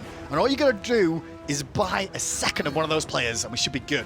If it's Andinster, even better, because we just gave him a pentakill. They're going to come around that corner, and Andy's going to be like, what's up, fellas? Little sick'em crush. I'm a monster. Another quadra kill, please, bartender. And now the Fire Giant spawns momentarily. Won't be an enhanced one, but in the sky already. We've already got a target selected by Panitom, and it was Cyno. But Panitom might eat way more damage than he bargained for. Looks like he's got a hell on his team, though. Jeff might reinitiate here, and he's looking for the I'm a Monster play. Time's running out, and he won't ban the ult. Netrioid, meanwhile, takes on a trade with the Osiris. Rough one to have, but Freya might win this. Aqua's like, okay, we can do this until my thorns run out, and then I'm running, by the way, including the ultimate. That is pure terror from Aqua running away on the Osiris. And this is where the hell is perfect, because that whole fight, everyone gets a little bit low, everyone uses something, and then Sanguine looks like they're dusted off, they're coming right out of bed. Fire Giant will go down. No defense from Spacestation. The damage has already been done on that last little engagement. You can see Spacestation out of ultimates here for a moment or two. Left-hand side, there is an Oni Fury mid available. Would that help? It wouldn't hurt. I mean, it doesn't. Getting it away from Sanguine is more important at this point. I agree. You don't want to make sure that they can just keep you busy on that left-hand side as an Oni wave pushes the right, but it looks like Spacestation just can't stick around long enough, and I agree with that assessment. With Fury spawning right now, and 3 members of Sanguine are at red, that is way too close for comfort. There's going to be a good push opportunity for Sanguine. Good news is there won't be fire Oni minions coming down this left-hand side as the Phoenix is literally just spawned in time. There's just one more fire minion on the way down that left now where you can see the ping. Just a bit of the map. Thanks, Sanguine. I appreciate that one. And now it's all focused on that ping as well. Sanguine are just casting it for us here. They're giving me all the directions. Easy for us. Surprised they aren't grabbing this wave on this left-hand side. They're probably going to rely on that being a fire wave and then an Oni wave right behind it. To do the majority of the pushing for them. They are going to put the pressure on mid and let the minions do the work on the left. Yeah, they'll rotate left if they need to, I think will be the call, but see if they can burn a couple of relics or even win the game off an engagement at this middle Phoenix. Cyno's positioned off to the right-hand side there, just waiting for his window. Has Blink available and beads if it's needed. Who's his prime target going to be in this engagement? Is it the Hell? Is that number 1? It's hard to bring him down, though, because he's got that Breastplate of Valor. I feel like that's a bit of an awkward call. Right now, you're just looking for Andy's calls on whoever Andy thinks he can kill, which is just about everybody at this point. Rongyu's awfully tanky. That's the one I don't think he can kill. Minion wave on the way through. This is the Oni minion wave through the middle area here. And there's Ronngyu going to the back, looking at BaRRaCCuDDa. BaRRaCCuDDa axes him in the face, but the Phoenix has been whittled down a little bit. JeffHindla from line and gets the ank off at least and gets away. Cyno and Aquarius go in though, tether applied, and they're all looking at Sheento! And Sheento is no more, but neither is Cyno. Ronngyu is keeping Andy at bay at least, but Andy still has his ultimate available. And he's over to the left-hand side to defend. Haddix takes out Aquarius. Jeff and BaRRA hold mid. 3 on 3. Haddix awfully low, though, and he's going to really need to rely on the natural sustain from Fire Giant. Sheento's already been taken out. Haddix can back and TP back in, and it looks like that's the call, because Andy's got to go back to this left-hand side once again. Gets back with 1 crush, he's clearing out that wave, and now Netrioid just trying to whittle down the health bar. I'm a monster pop! Watch out! He won't find him, Panitom sashes over the top! Jeff swoops away! BaRRA around the back fights an axe on Panitom, but Panitom still has the Aegis available! JeffHindla getting low, but the yoke jab keeps him alive, and Haddix knocks him down from behind! Netrioid, Panitom, and Haddix get the middle Phoenix. Man, Haddix does so much work there to keep everyone else away from what Panitom and Netrioid are doing. Panitom's a hand cannon, man. What a sash! Sees the I'm a Monster coming from over the wall, probably heard it coming, and with just the perfect timing, because Jeff was right there with picture-perfect setup. Credit where it's due to Ronngyu, though. That was a support of supports where you're like, I am going to die so we can do work. He isolated Andy. He's like, guys, I'm going to die for this, but at least I'm going to force a couple of beads, force a couple of people into bad situations, and get more pressure. Now, that's a weakened middle Phoenix. It's down for a while. Left-hand Phoenix is also a weakened Phoenix, more importantly. So this is going to allow Sanguine a little bit more pressure on the right-hand side of the map now. Is this Phoenix falling? Even bigger impact. They've got a good opportunity now, but here's the problem. Sheento, no relics whatsoever. Cyno's blink is up in 10 seconds. I don't know if this siege is going to last that long. Making it work. Spacestation want to just stall them out so that Cyno can blink in again. Haddix going to lead the charge in. Minions with aggro at the moment. Ronngyu gets straight towards andinster, and so does Panitom. Great sash, great ult, great kill onto the pentakill kid himself. Now Cyno in amongst it, but Netrioid takes him down from the sky. Aquarius looking for an escape route, but Netrioid's banish will isolate him too. A double kill for Netrioid. The Phoenix next on the list, or maybe just the Titan. As the minions pour through mid, it's up to BaRRA and Jeff. All right, BaRRA, Andy did it once. Now it's your turn to wipe the enemy team. Here's the problem. He's Ullr, not Scylla. And Haddix will tank it up, and Jeff does a good job of updrafting and causing some problems. They're slowing them down a little bit. The Aegis and the swoop keeps them alive, but it won't keep them alive long enough. Sanguine take down Space Station Gaming. We knew Sanguine was a team with a ton of potential coming in. We knew this was a squad that had high hopes, but they did it with the sub. Haddix played very, very well. I thought he played well in that King Arthur game. Space Station, I mean, I feel like they've got to go back to the drawing board a little bit. Game 2, they win with this oddball composition. Game 3, they try and kind of stick to their same guns. They try and go with something similar, but a little bit different. They put Andy on that mage, and he nearly did it by himself, frankly. in that game. I feel like Cyno didn't have the greatest day today. I feel like the entirety of Spacestation should probably feel like they've got a lot left in the tank. I will say, I'm not trying to disrespect them, but I do feel like they may have undervalued Sanguine, especially knowing if they had a weakened roster a little bit, that it should be a nice warm-up game to an extent. This Sanguine team, though, you can't sleep on. I don't think that there's any way that that's a thought process for Spacestation. If it is, then that's delusion, because they have struggled all year. They've looked bad, and Sanguine has looked great all year. So if Spacestation was going in thinking this was going to be easy, I don't know what they're looking at in the mirror. Fantastic work from Sanguine, though. They advance in the upper bracket. They get to face off against either Outcold Gaming or SK Gaming. They'll find out their opposition in the future.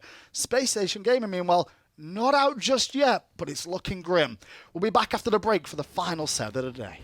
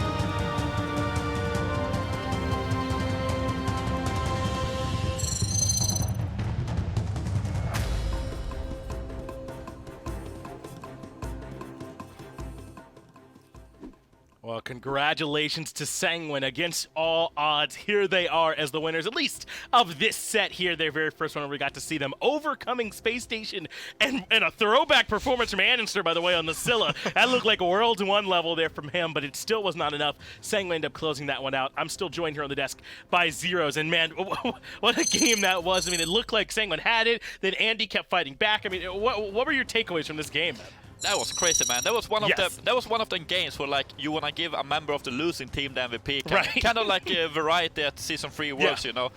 What a performance from andinster. Like a pentakill on top of that as well. That was crazy. And in all honesty, I think you could have said all those things you said before the penta. Like, I mean, he was making some really big plays. The only thing going right for this team was when andinster was able to find big crushes or big I'm a monsters. And then, of course, he makes the highlight reel.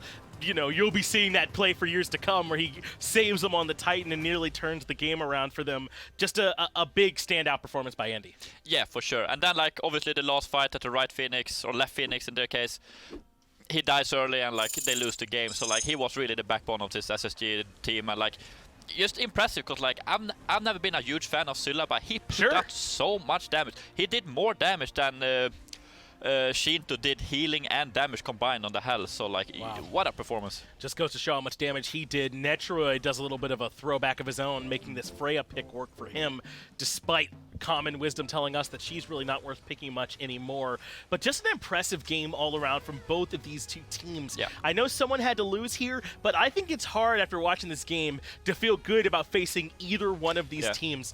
I mean, you keep saying it, Zeros, when we ask you what's going on, you're like, let me watch these teams play. Everyone down here looks strong. It's so hard to say. And you're right, man. We got to let these guys play first, and then we'll have an idea.